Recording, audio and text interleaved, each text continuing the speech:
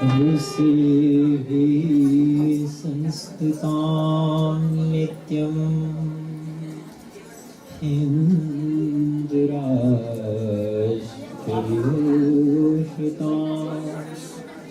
वैदिकी साधनां वन्दे नेपालमातरम्।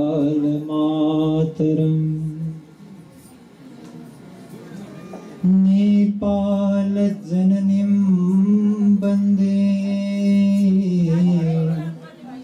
मुनिवृन्दनिसेविताम्। इच्छन्ति यत्र जन्मानि देवा अप्यसकृन्मुदा।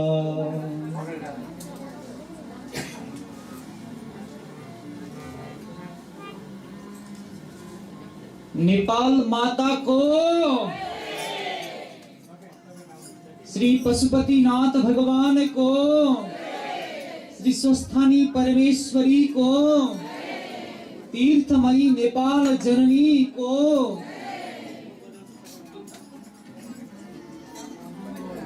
हिंदू जागरण नेपाल अभियान इजरायल को आयोजनामा माता भगवती स्वस्थानी को मासिक व्रत को सांघिक दिवस को पुनित अवसरमा तथा शिवरात्रि को सन्निकट समयमा एउटा ऐतिहासिक विश्व इतिहासमा चाहे प्रथम विश्व युद्ध होस् चाहे द्वितीय विश्व युद्ध होस्, हजरत इब्राहिम हजरत मूसा देखि ईसा मसीहको पनि एउटा ऐतिहासिक भूमि इजरायलमा नेपाल आमाका छोराहरू छोरीहरू यहाँ बस्नुहुने मेरा प्यारा नेपाली दाजुभाइ दिदीबहिनीहरूले आफ्नो धर्म कला संस्कृतिको गौरवका साथ संरक्षण र यसको वैज्ञानिक पक्षलाई अनुसन्धान गरेर जन जनमा हाम्रो संस्कृतिको महत्त्वलाई प्रतिष्ठित गर्ने एउटा सुन्दर सत् प्रयास गर्नु भएको छ। त्यसैले विदेशी माटोमा बसेर पनि आफ्नै माटोलाई यहाँहरूले गरेको प्रेमका लागि यहाँहरूलाई मेरो तर्फबाट सादर नमन छ। आजको यस कार्यक्रममा अध्यक्षता गरिरहनु भएकी आदरणीय एउटी नारी शक्तिको प्रतीक आदरणीय कोपिला माता हुनुहुन्छ। प्रमुख आमन्त्रित व्यक्तित्व म अतिथि भन्न रुचाउँदिन, किनभने तिथि नबताई समय नभनी टुप्लुक्क आफै आइपुग्ने व्यक्तिलाई अतिथि भनिन्छ। प्रमुख आमन्त्रित व्यक्तित्वका रूपमा हाम्रा कार्यवाहक राजदूत महामहिम श्री रामेश्वर पौडेलजी यहाँसम्म उपस्थित हुनुहुन्छ। हाम्रो बीचमा भर्खरै हाम्रो सद्भाग्यले पाल्नुभएका आदरणीय जीवनाथ गुरुजी हुनुहुन्छ। यहाँ एनआरएन देखि लिएर अरू 30, 40, 45 अनेक हाम्रा नेपाली दाजुभाइ दिदीबहिनीहरूले स्थापना गर्नुभएका संस्थाका प्रमुख र प्रतिनिधिहरू यहाँसम्म उपस्थित हुनुहुन्छ। राष्ट्रको चौथो अङ्गका रूपमा मिडियाका प्यारा मित्रहरू यहाँ हुनुहुन्छ। यहाँहरू सबैलाई आजको यस पावन स्वस्थानी सांघिकको अवसरमा हार्दिक मङ्गलमय शुभकामना व्यक्त गर्न चाहन्छु। जय श्री कृष्ण। म नेपालको एउटा परिचयबाट आजको यो कार्यक्रमलाई अगाडि बढाउन चाहन्छु। हामीले हाम्रो राष्ट्रलाई, आफ्नो गौरवशाली देशलाई आमाका रूपमा सम्मान गर्छौँ। वैदिक संस्कृति मातृसत्तात्मक संस्कृति हो। हामी माटोलाई आमा पृथ्वी माता, हामी देशलाई माता नेपाल माता, हामी जललाई माता गण्डकी माता गंगा माता, हामी ग्रन्थलाई माता गीता माता, हामी प्राणीलाई माता गौ माता, हामी वृक्ष वनस्पतिलाई पनि आमाका रूपमा तुलसी माता। संसारमा हरेक सन्ततिलाई सबैभन्दा प्यारो शब्द पृथ्वीभरि सबैलाई सबैभन्दा प्यारो शब्द यदि के हो भनेर कसैले सोध्यो भने निसंकोच सबैको मुखबाट निस्किन्छ त्यो शब्द हो आमा। त्यो के हो? मैले कतै पढेको थिएँ, आमाले पिट्दा पनि मुखबाट आमा भन्ने शब्द निस्किन्छ। हो हाम्रो वैदिक संस्कृति मातृसत्तात्मक संस्कृति। मलाई खुसी लाग्यो उद्घोषिका यहाँ मोनिकाजी अनि आदरणीय भीम गुरु संयुक्त रूपमा कार्यक्रमको सञ्चालन गरिरहनु भएको छ। नदेखिएर पनि यसको एउटा सूत्रधारको रूपमा एउटा महत्त्वपूर्ण भूमिका खेल्ने आदरणीय राम गोपाल दाजु हुनुहुन्छ, आदरणीय सुमित्रा माता हुनुहुन्छ। म यहाँलाई सबैलाई सादर नमन गर्छु। रामकृष्ण उपाध्याय गुरु अनि राम गोपाल नाम पनि मिल्या छ बडा राम्रो है।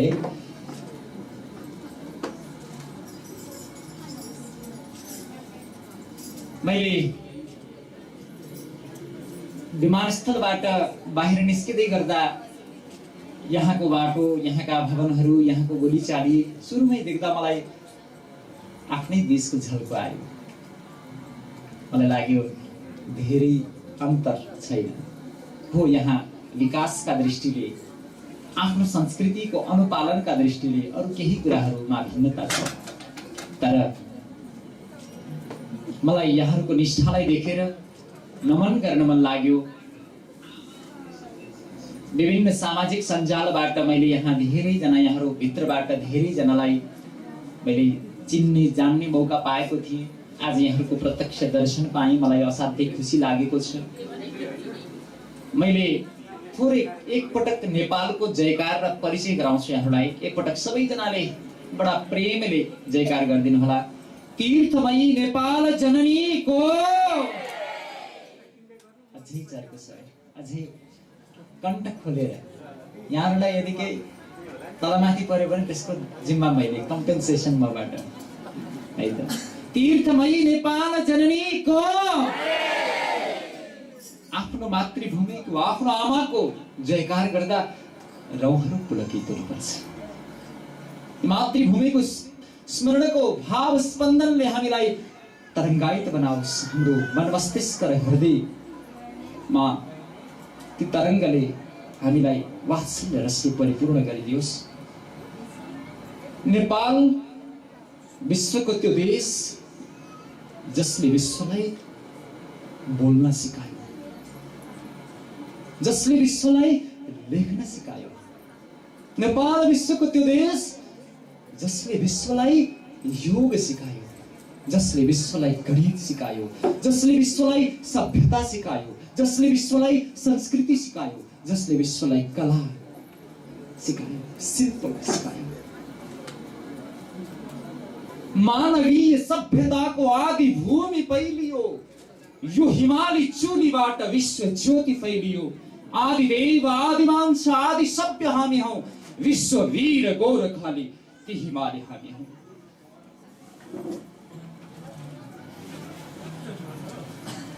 यो टोपी कोही साधारण टोपी होइन।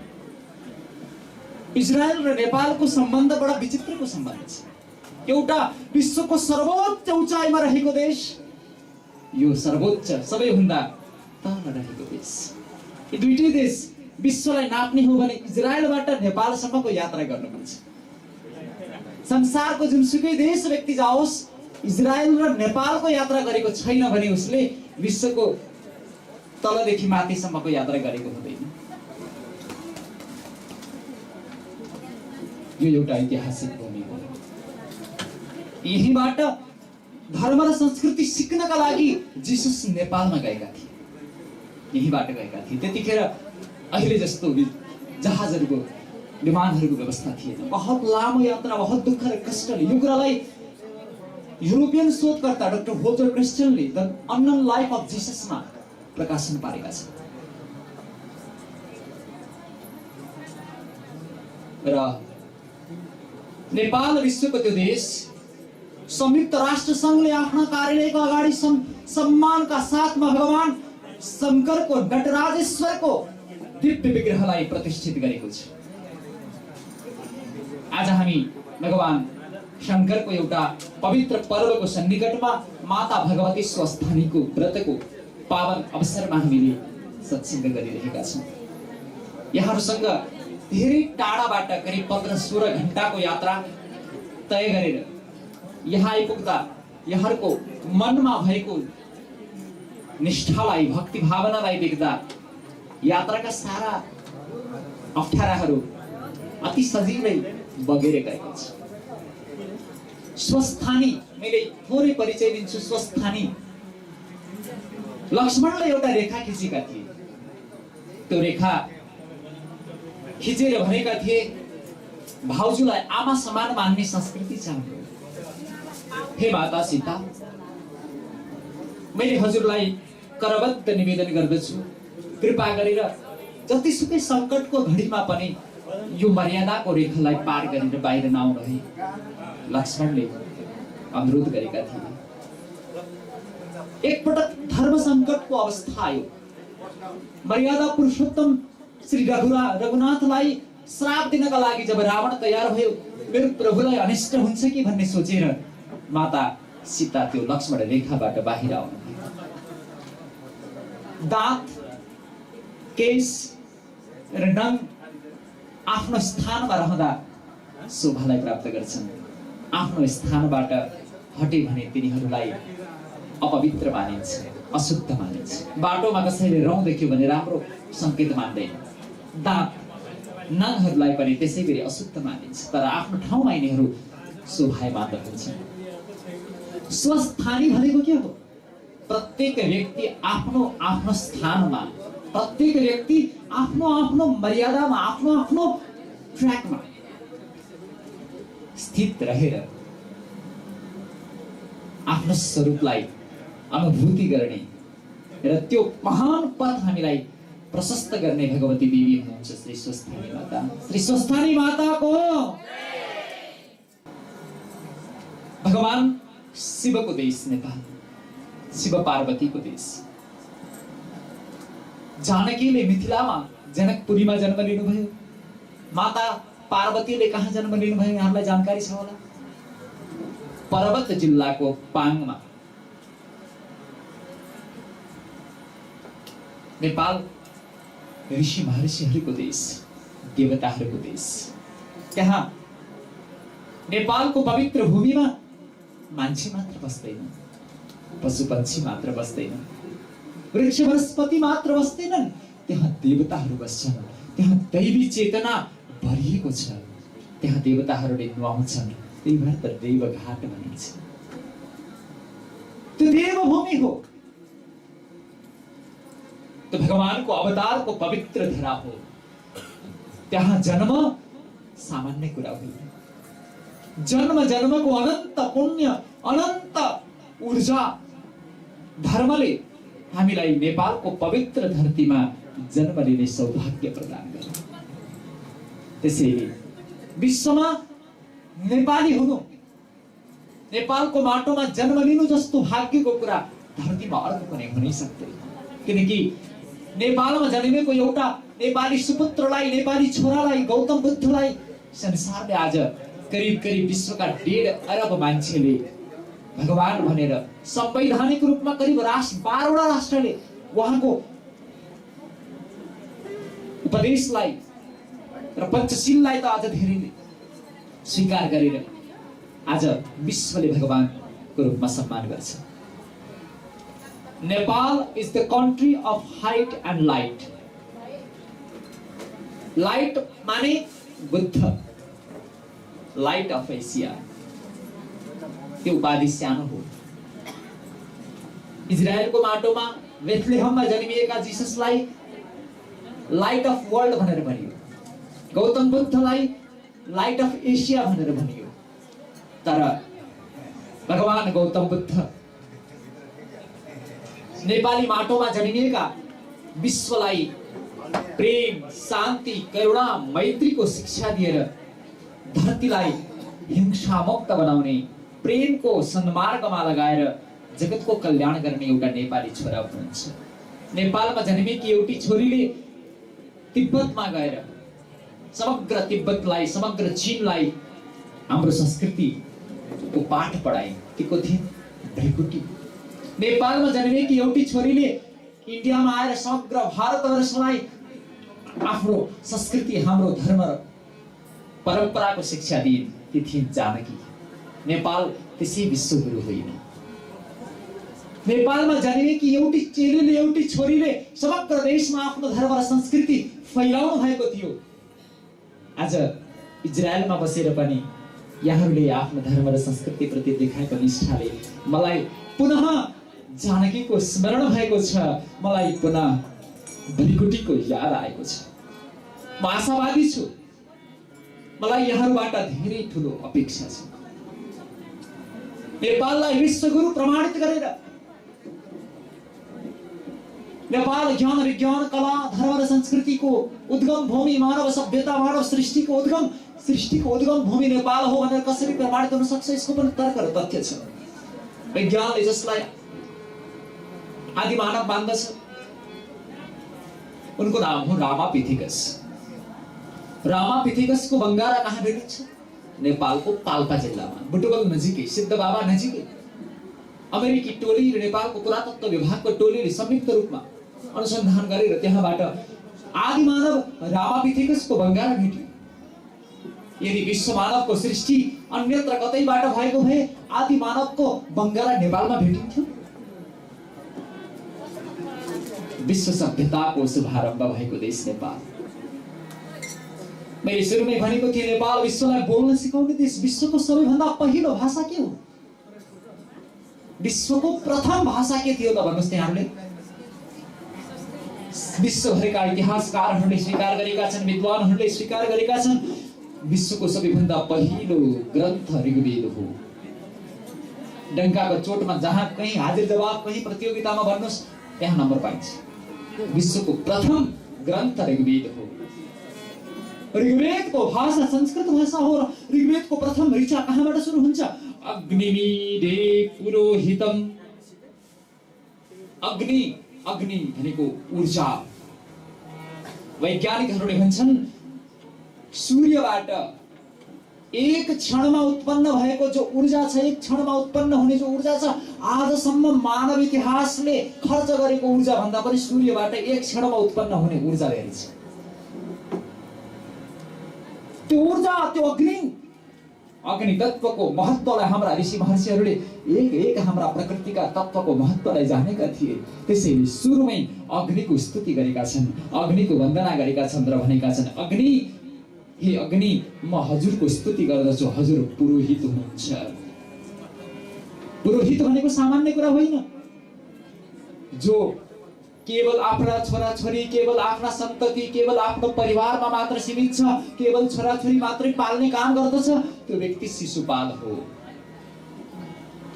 परिवारको घेराबाट बाहिर आएर परिवारको लालन पोषणका साथसाथमा समाज धर्म, राष्ट्र धर्म र विश्व धर्मलाई जसले परिपालन गर्दछ, त्यो व्यक्ति, समाजको घेराबाट बाहिर आउने व्यक्ति, नगर, पुर, गाउँ, सिङ्गो राष्ट्रलाई हित गर्न जो अग्रसर भएर हिँडेको छ, त्यो व्यक्ति हुन्छ पुरोहित, जसले पुरको हित गर्ने गर्दछ।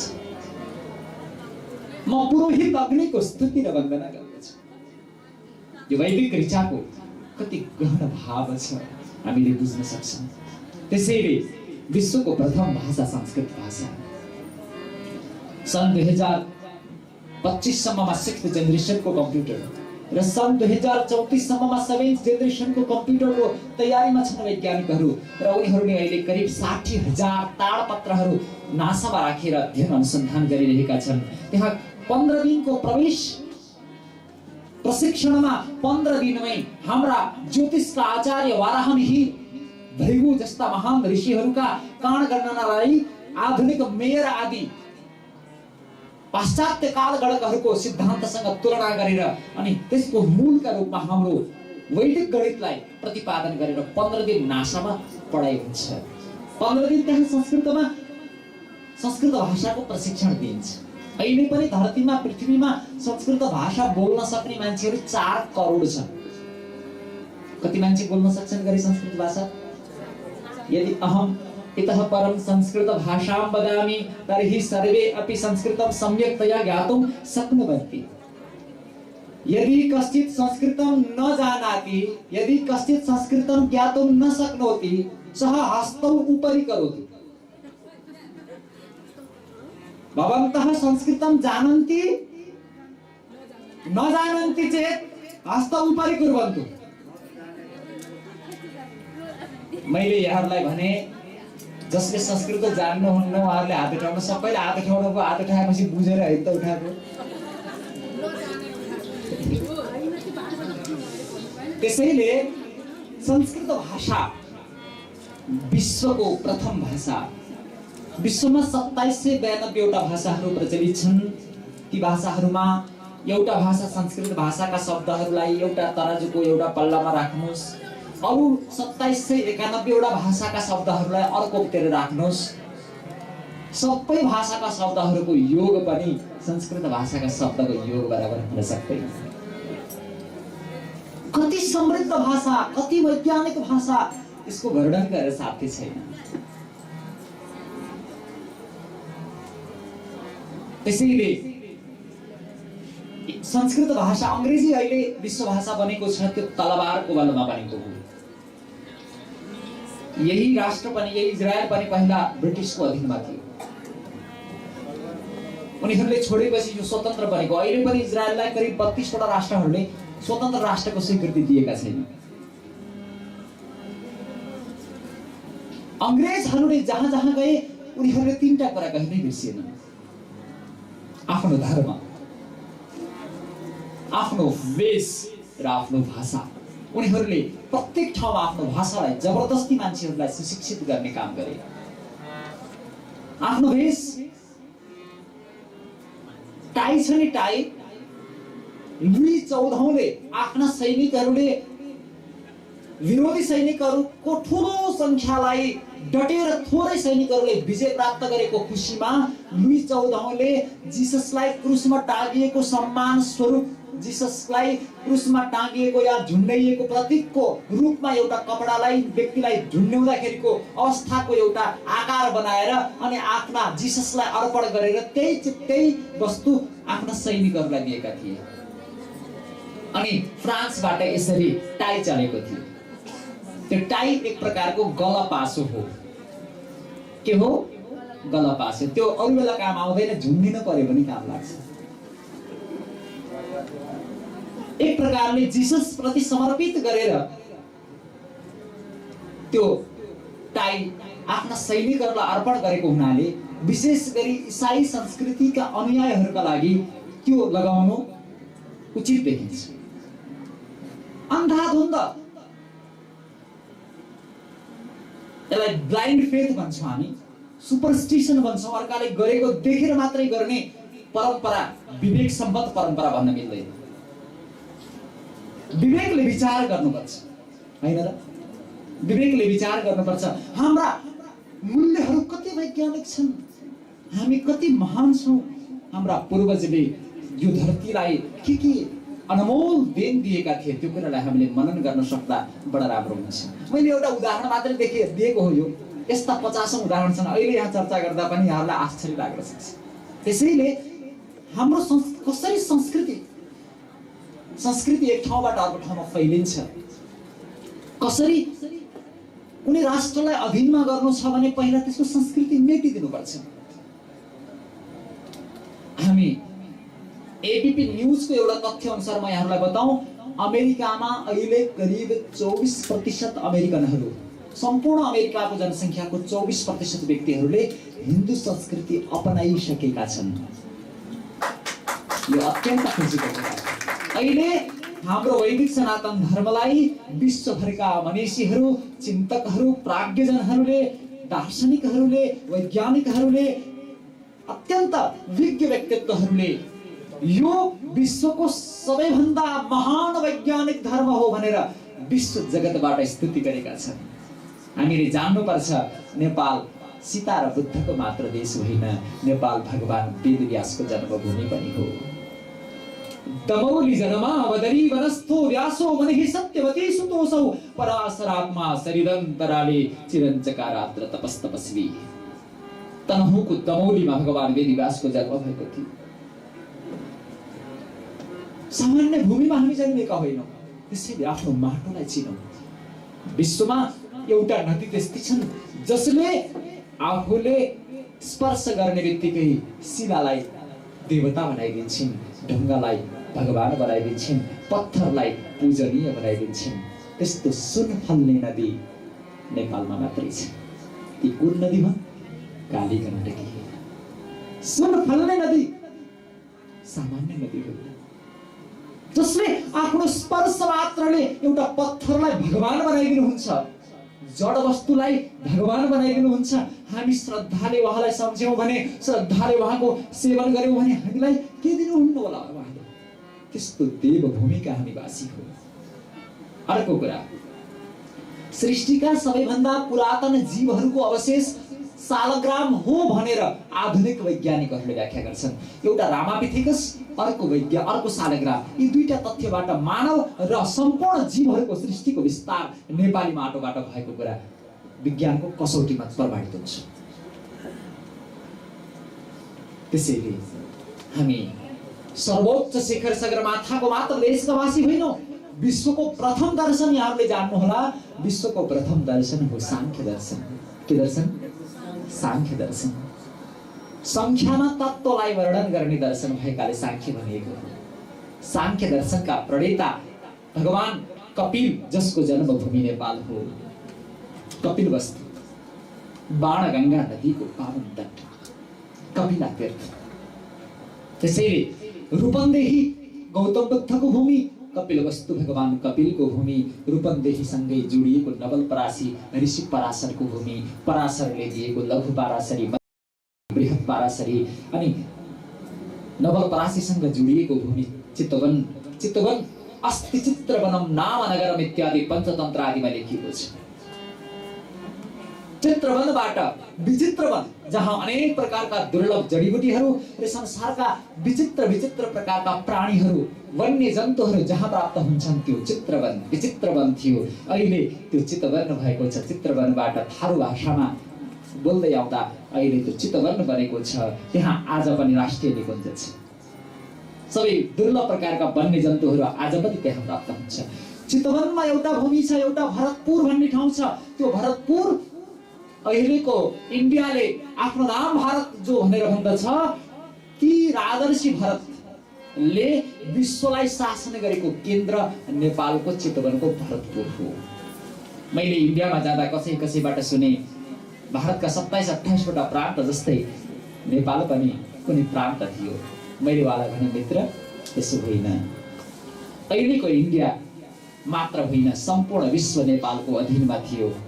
सम्पूर्ण विश्वलाई शासन गर्ने राजर्षि भरत नेपाली माटोका शतपुत्र थिए। चितवनको भरतपुरबाट उनले विश्वलाई शासन गरे। उनको नामबाट भारतवर्ष प्रचलित रह्यो। वर्ष हिमालयदेखि समुद्रसम्मको एउटा यस्तो समान वर्षाको प्रभाव पर्ने भूमिको आधारमा वर्षा शब्दबाट वर्ष निर्धारण गरिएको छ। देवभूमि हो, सामान्य भूमि होइन। त्यसैले हामी जागौँ, हाम्रो धर्म र संस्कृतिलाई विज्ञानको कसौटीमा। संसारमा तुलसी र पिपललाई पुज्ने अर्को कुनै धर्म संस्कृति छैन।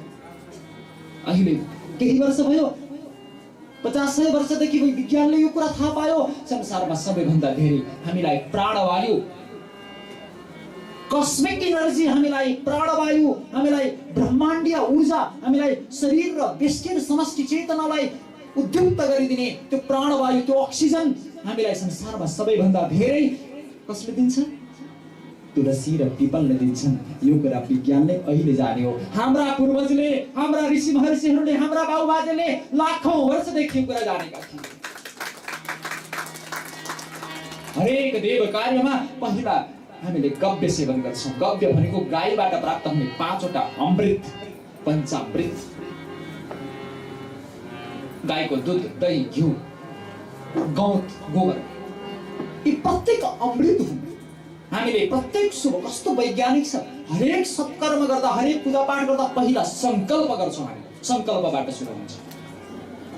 संकल्पको शक्तिलाई हाम्रा ऋषि महर्षिहरूले कति नजिकबाट जान्दा। संसार यो संकल्पको खेल हो। हरेक महान व्यक्तिहरू संकल्पका कारण महान हुन्छन्। संकल्प शक्तिसँग टिक्ने, संकल्प शक्तिसँग लड्न सक्ने, संकल्प शक्तिसँग डटेर सामना गर्ने अर्को शक्ति पृथ्वीमा अर्को छैन। त्यही भएर हाम्रा हरेक कर्महरू संकल्पबाट शुभारम्भ हुन्छ। अनि गाईको गव्य पान गरेर हामीले पूजा सुरु गर्छौँ। त्यो गाईको गौतमा कर्क्युमिन, अहिलेसम्म क्यान्सरलाई निरोध गर्नका लागि, क्यान्सरलाई सन्चो बनाउनका लागि अहिलेसम्म विज्ञानले खोज गरेको सबैभन्दा लेटेस्ट रिसर्च, सबैभन्दा महत्त्वपूर्ण खोज, क्यान्सर एन्टी क्यान्सर ड्रग, त्यसको नाम हो कर्क्युमिन। त्यो कर्क्युमिन नामक एन्टी क्यान्सर ड्रग लोकल गाई, हामीले पूजा गर्ने गाईको गहुँतमा प्राप्त हुन्छ। हाम्रा ऋषि महर्षिहरूले त्यसै पूजा गरेका होइनन् गाईलाई। कति महान छ हाम्रो धर्म संस्कृति, कति वैज्ञानिक छ। हाम्रो शरीरबाट दिव्य विद्युतीय ऊर्जा, इलेक्ट्रोम्याग्नेटिक वेव्सहरू, विद्युत चुम्बकीय तरङ्गको प्रवाह हुन्छ। यहाँहरूले कहिले कहिले भजन कीर्तनमा, सत्सङ्गमा शरीर जिरिङ्ग हुने, राउहरू सिधा हुने, खडा हुने यस्तो अनुभूति गर्नुभएको होला। त्यो विद्युतीय शक्ति हो।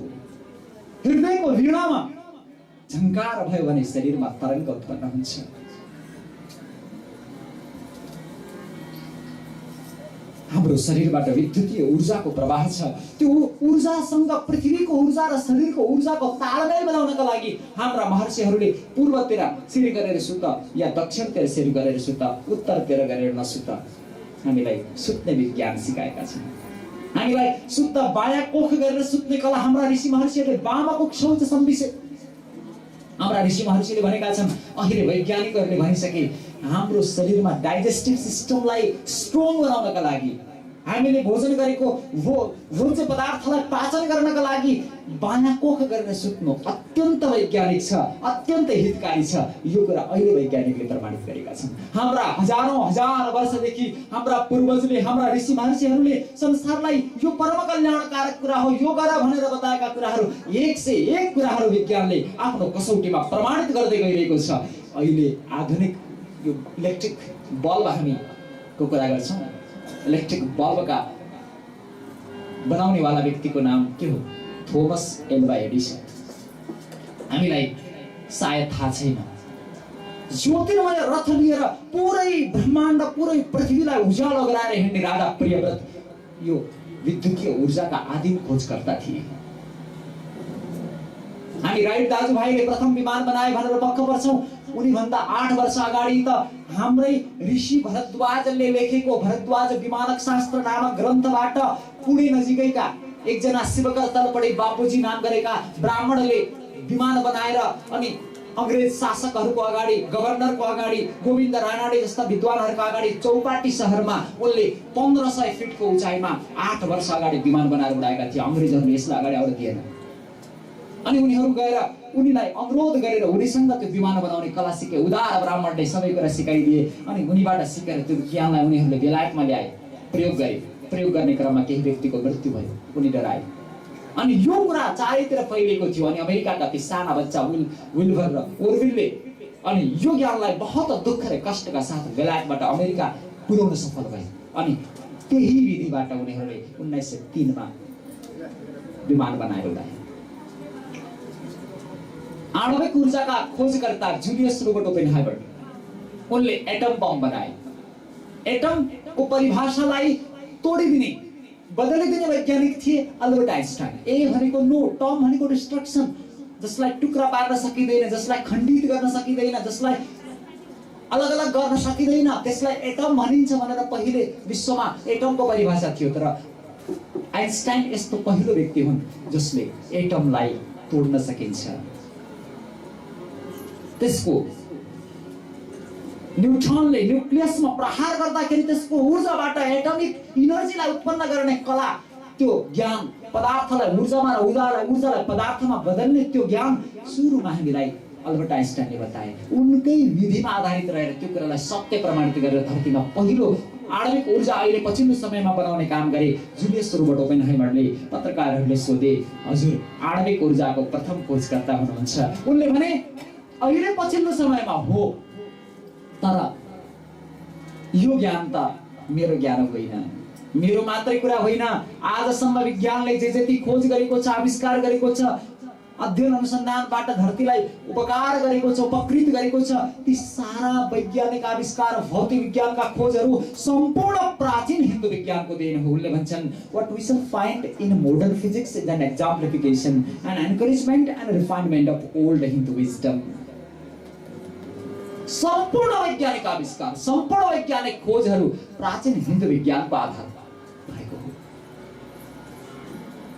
आज संसारका सबैभन्दा प्रमुख टप युनिभर्सिटीहरूमा संस्कृत विभाग छ।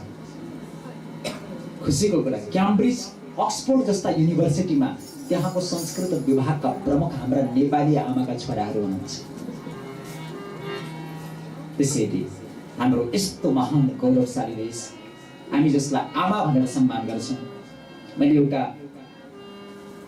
अहिले हामी आफ्नो देशबाट टाढा हुँदा हाम्रो लागि दुईटा आमा छन्। एउटा जन्म दिने आमा बाबा हुनुहुन्छ, एउटा आफ्नो मातृभूमि हुनुहुन्छ। लङ्का विजयपछि लक्ष्मणले प्रभु यहीबाट संसार राज गर्दा हुँदैन भनेर भन्दा रामले भन्नुभएको थियो, अपि स्वर्णमयी लङ्का न मे लक्ष्मण रोचते, जननी जन्मभूमिश्च स्वर्गादपि गरीयसी। लक्ष्मण, यद्यपि यो लङ्का सुन्ने बनेको छ, स्वर्णमयी लङ्का छ, तर पनि मलाई मेरो जन्मभूमि, मेरो प्यारो अयोध्या र मलाई जन्म दिने आमा समान अरू संसारमा केही लाग्दैन। तिमी लङ्काको कुरा गर्छौ, जन्म दिने आमा र मातृभूमि, जन्मभूमि स्वर्गभन्दा पनि श्रेष्ठ हुन्छ लक्ष्मण। त्यसैले आमाको महत्त्व धेरै ठुलो छ। आजभोलि हाम्रा आमा बाबा प्रायः 30-40 लाख छोराछोरीहरू विदेशमा आएपछि आमा बाबा, वृद्ध आमा बाबा घरमा कति रोएका छन्, कति दुखी छन्। म एउटा पंक्ति गाउँछु, यहाँहरूलाई त्यो पंक्ति बडा प्यारो लाग्ला। यहाँहरूले मेरो पछि पछि मलाई गाएर साथ दिनुहुनेछ। आदरणीय शिशिर खनालज्यूले पनि मेरो साथमा गाउनुहुनेछ। लोक लयमा छ, बडा प्यारो छ। आमा र बाबालाई कहिले हेला नगरौ, आमा र बाबालाई कहिले हेला नगरौ, उनको मनको पिरले हाम्रो खुसी जलाइदिन्छ, उनको मनको पिरले हाम्रो खुसी जलाइदिन्छ। बिरहले आमा बाबा रोए भने थरथरी, बिरहले आमा बाबा रोए भने थरथरी, उनको आँसुले नै हाम्रो जीवन बगाइदिन्छ, उनको आँसुले नै हाम्रो जीवन बगाइदिन्छ। 10 महीना कोखमा राखी 10 धारा पिलाई, 10 महीना कोखमा राखी 10 धारा पिलाई, कहिले काखमा कहिले हातमा फूल जस्तै खेलाई, कहिले काखमा कहिले हातमा फूल जस्तै खेलाई। 10 धारा तुझको भारा तिर्नु पर्छ आमाको, 10 धारा दुधको भारा तिर्नु पर्छ आमाको, भगवान समझी सेवा गरौ आमा बाबाको, भगवान समझी सेवा गरौ। विशेष गरी इजरायलमा केयर गिभरको रूपमा सेवा गर्ने चलन छ। यहाँका आमा र बाबालाई सेवा गरिरहँदा आफ्नो आमा बाबाको कति याद आएको हुन्छ। आमा र बाबालाई कहिल्यै हेला नगरौ, आमा र बाबालाई कहिल्यै हेला नगरौ, उनको मनको पिरले हाम्रो जलाइदिन्छ।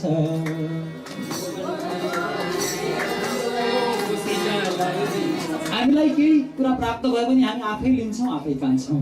तर आमा यस्तो चिज हो, आमालाई कसैले केही मिठो कुरा दियो भने आमाले कप्प खानुहुन्न, आमालाई आफ्नो छोरी याद आउँछ, आफ्नो छोरा याद आउँछ, हैन त? हाम्रै लालन पालनमा सारा जीवन बिताए, हाम्रै लालन पालनमा सारा जीवन बिताए, आफ्नो सुख दुःख बिर्सी हाम्रै हित जिताए, आफ्नो सुख दुःख बिर्सी हाम्रै हित जिताए। यति प्यारा बाबालाई जसले हेला गर्नेछ, यति प्यारा बाबालाई जसले हेला गर्नेछ, मरेपछि कुरै छोडौँ जिउँदै नरक पर्नेछ, मरेपछि कुरै छोडौँ जिउँदै नरक पर्नेछ। राधे श्याम भजौ राधे श्याम, राधे श्याम भजौ राधे श्याम। आमा हाम्री राधा हुन् बाबा घनश्याम, आमा हाम्री राधा हुन् बाबा घनश्याम, आमा हाम्री राधा हुन् बाबा घनश्याम, आमा हाम्री राधा हुन् बाबा घनश्याम। जन्म दिने आमा बाबाको आमा भन्दा प्यारो शब्द यो धरतीमा अर्को केही छैन। आज मैले युट्युबमा एउटा राष्ट्रभक्तिको एउटा गीत सुनिरहेको थिएँ, मलाई ती शब्दहरू सुन्दा आँखामा आँसु आयो। पहिलोचोटि सुने मैले। हे नेपाल आमा, एउटा प्रश्न सोध्नु छ मनमा लिए, हुन्न नभने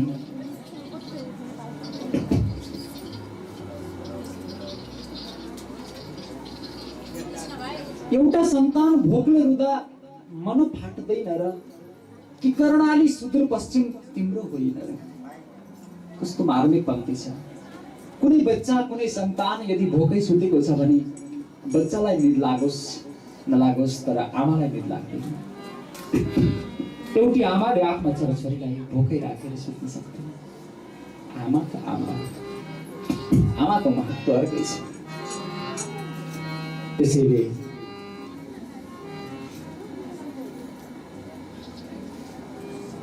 हे हरि संसारै भरि, हे हरि संसारै भरि, राम जस्ता छोरा हुन् सीता जस्तै छोरी, राम जस्ता छोरा हुन् सीता जस्तै छोरी।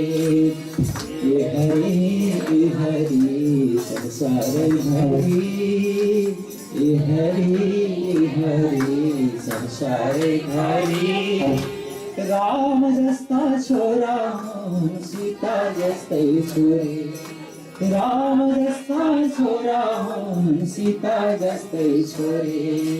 हे हरि संसारै भरि, हे हरि संसारै भरि, राम जस्ता छोरा हुन् सीता जस्तै छोरी।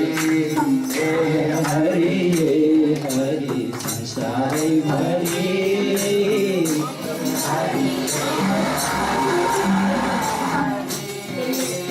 राम जस्ता छोरा हुन् सीता जस्तै छोरी।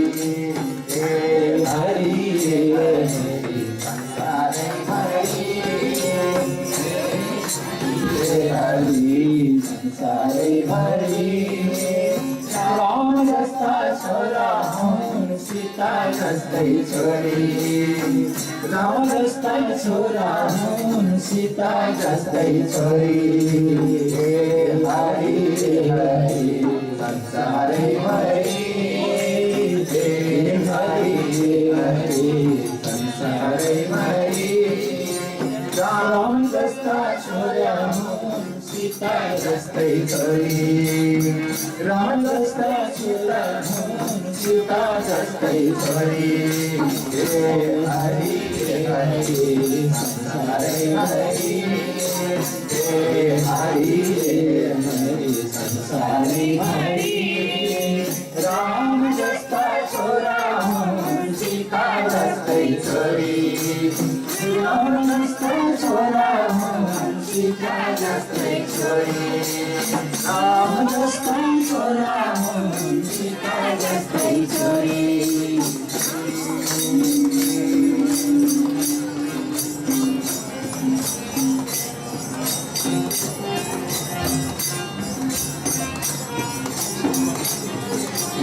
हरि हरि हे हरि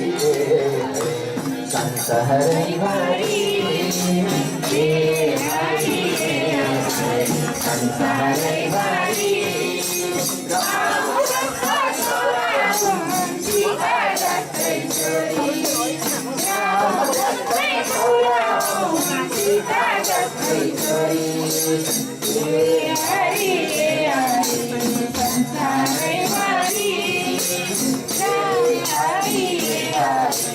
संसारै हरि राम जस्ता छोरा हुन् सीता जस्तै छोरी राम जस्ता छोरा हुन् सीता जस्तै छोरी राम जस्ता छोरा हुन् सीता जस्तै छोरी। कीर्तमयी नेपाल जननीको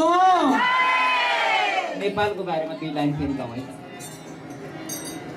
भाग्य हाम्रो कति महान भाग्य हाम्रो कति महान नेपाल यो जन्म ठाउँ भाग्य हाम्रो कति महान नेपाल हो जन्म ठाउँ देवताको प्यारो भूमि वैकुण्ठ समान देवताको प्यारो भूमि वैकुण्ठ समान भाग्य हाम्रो कति हात माथि गरेर सबैले भाग्य हाम्रो कति महान हो जन्म ठाउँ भाग्य हाम्रो कति महान नेपाल हो जन्म ठाउँ देवताको प्यारो भूमि वैकुण्ठ समान सबैले देवताको प्यारो भूमि वैकुण्ठ समान देवताको प्यारो भूमि वैकुण्ठ समान भाग्य हाम्रो कति महान नेपाल हो जन्म ठाउँ भाग्य हाम्रो कति महान नेपाल हो जन्म ठाउँ देवताको प्यारो भूमि वैकुण्ठ समान देवताको प्यारो भूमि वैकुण्ठ समान हो देवताको प्यारो भूमि वैकुण्ठ समान भाग्य हाम्रो कति महान नेपाल हो जन्म ठाउँ भाग्य हाम्रो कति महान नेपाल हो जन्म ठाउँ देवताको प्यारो भूमि वैकुण्ठ समान देवताको प्यारो भूमि वैकुण्ठ समान हो देवताको प्यारो भूमि वैकुण्ठ समान। तीर्थमयी नेपाल जननीको अब हामी एउटा अत्यन्तै मार्मिक प्रसङ्ग सुन्छौँ। यो प्रसङ्गमा मलाई लाग्छ आँखाबाट आँसु नआउने कोही हुँदैन। यति मार्मिक प्रसङ्ग छ। मैले आमाको प्रसङ्ग ल्याएको छु, अहिले आमाकै चर्चा चलिरहेको छु। एउटा घटेको सत्य घटना, एउटा बडा विचित्रको प्रसङ्ग। आमा के हो, हामी मातृभूमिलाई कसरी अब हामी संरक्षण गर्न सक्छौँ, मातृभूमिको महिमा के हो, जन्म दिने आमाको महत्त्व के हो।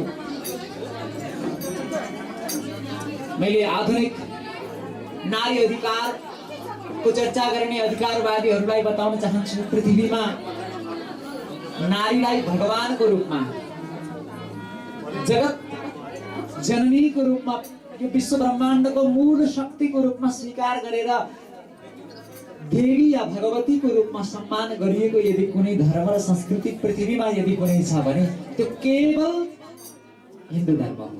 के गरे अन्य विभिन्न नाम गरिएका धर्महरूमा एउटी कुनै भगवतीको कुनै एउटा देवीको नाम भन्नुस् त ल त कोही हुनुहुन्छ? कोही छ संसारमा? अहिले भिन्न ग्रन्थहरूको प्रमाण पनि चाहिएन। त्यहाँ आमाहरूको के स्थान छ भन्ने कुरा त्यहाँ प्रश्न छ।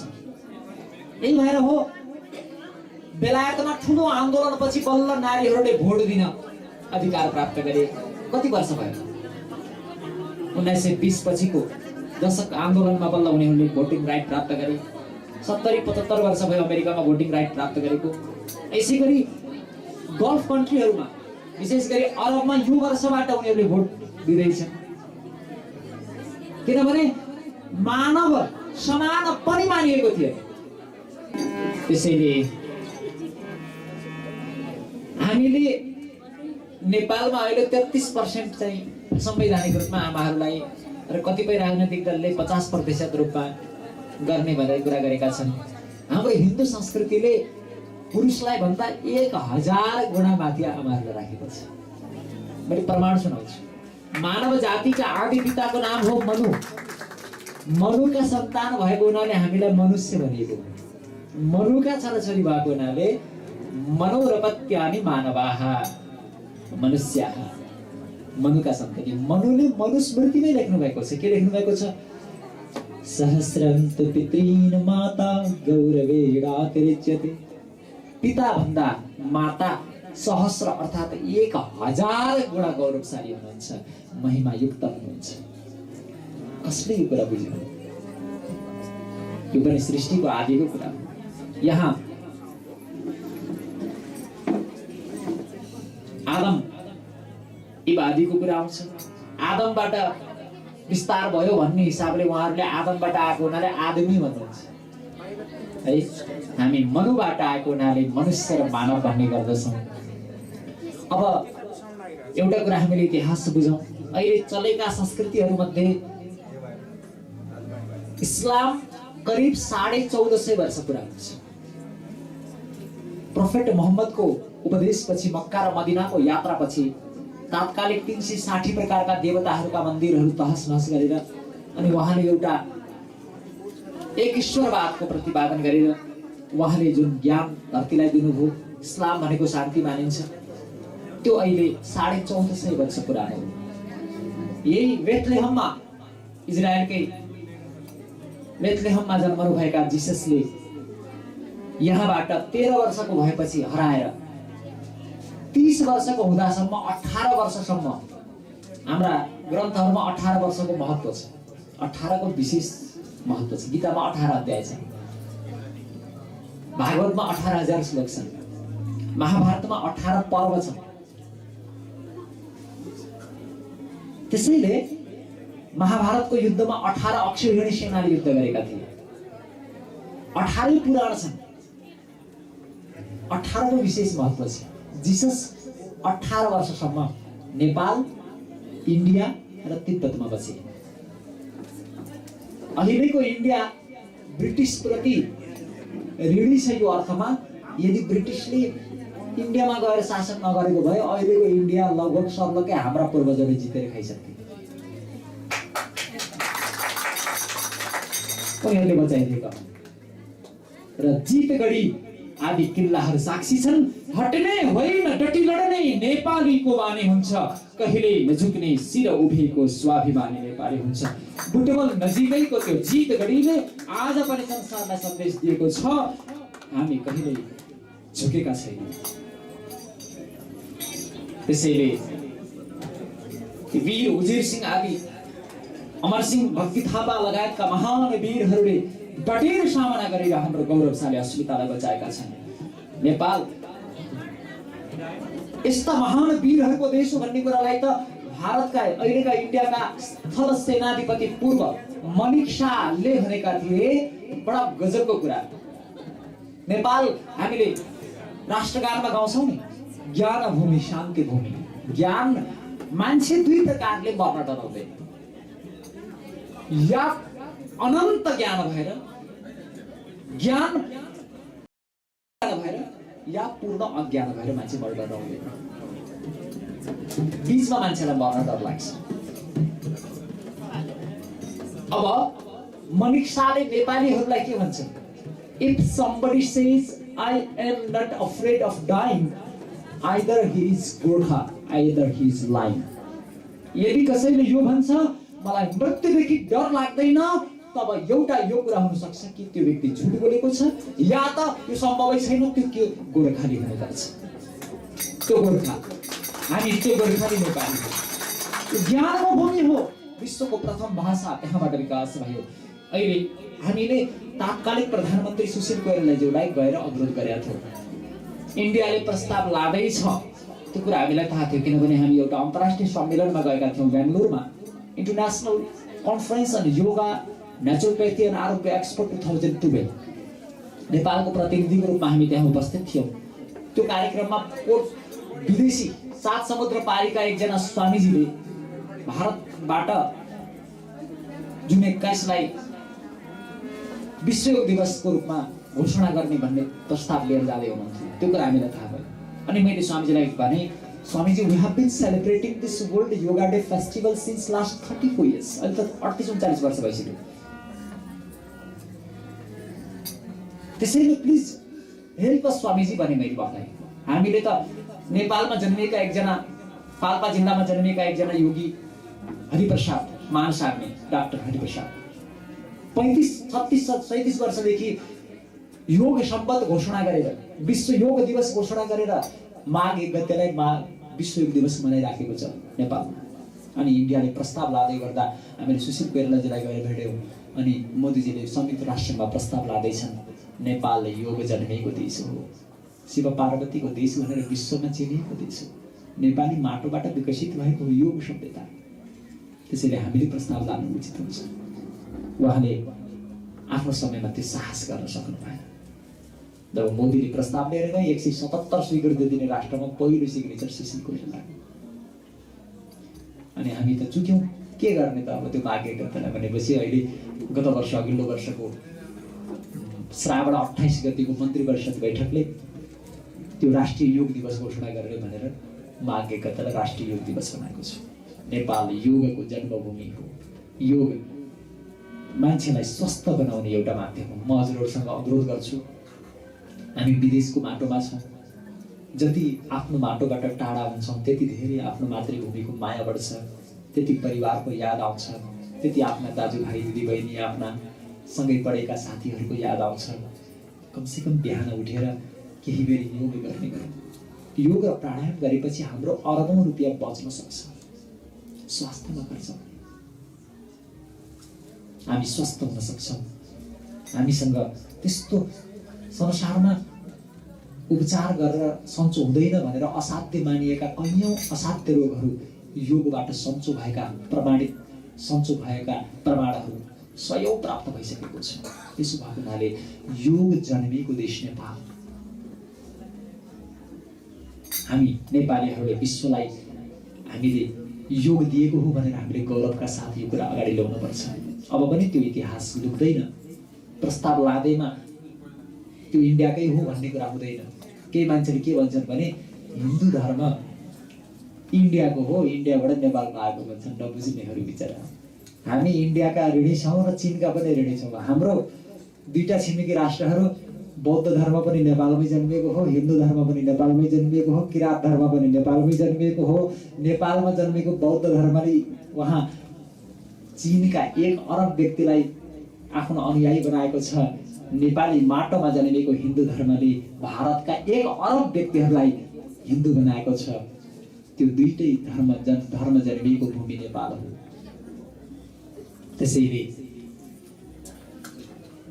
हामीले गौरवका साथ अहिले यो कार्यक्रमको आयोजना गर्ने हिन्दू जागरण नेपाल अभियान चलाए। हिन्दू शब्द हामीले बुझौँ है। हिन्दू शब्दलाई बिचमा आएर अनर्थ गर्ने प्रयास गरियो। मैले यसको 2-4वटा अर्थ यसको सुनाउँछु यहाँहरूलाई। हिन्दू कसलाई भनिन्छ यो कुरा क्लियर हो। आज 2टा शब्द लोक भाषामा भन्दैछु है, यो फेरि शास्त्र सम्मत पनि हो। हिन र दूर, हिन प्लस दूर मिलाउनुहोस्। हिन्दूर हिन्दूर हिन्दू हिन्दू हिन्दू। र संस्कृतमा आधा रकार भयो भने त्यसको रुत्व विसर्ग हुन्छ व्याकरणमा, संस्कृत व्याकरणमा। हिन्दू जसले पुरै पृथ्वी हाम्रो घर हो तिनै लोक हाम्रो देश हो, स्वदेश हो, भुवनत्रयम् वसुधैव कुटुम्बकम् कृण्वन्तो विश्वम् आर्यम्। पुरै विश्वलाई श्रेष्ठ बनाउने, पुरै विश्वलाई संस्कारित बनाउने, पुरै विश्वलाई अत्यन्त उपयोगी बनाउने भनेर त्यो महान अभियान हाम्रा ऋषि महर्षिहरूले बनाएका थिए।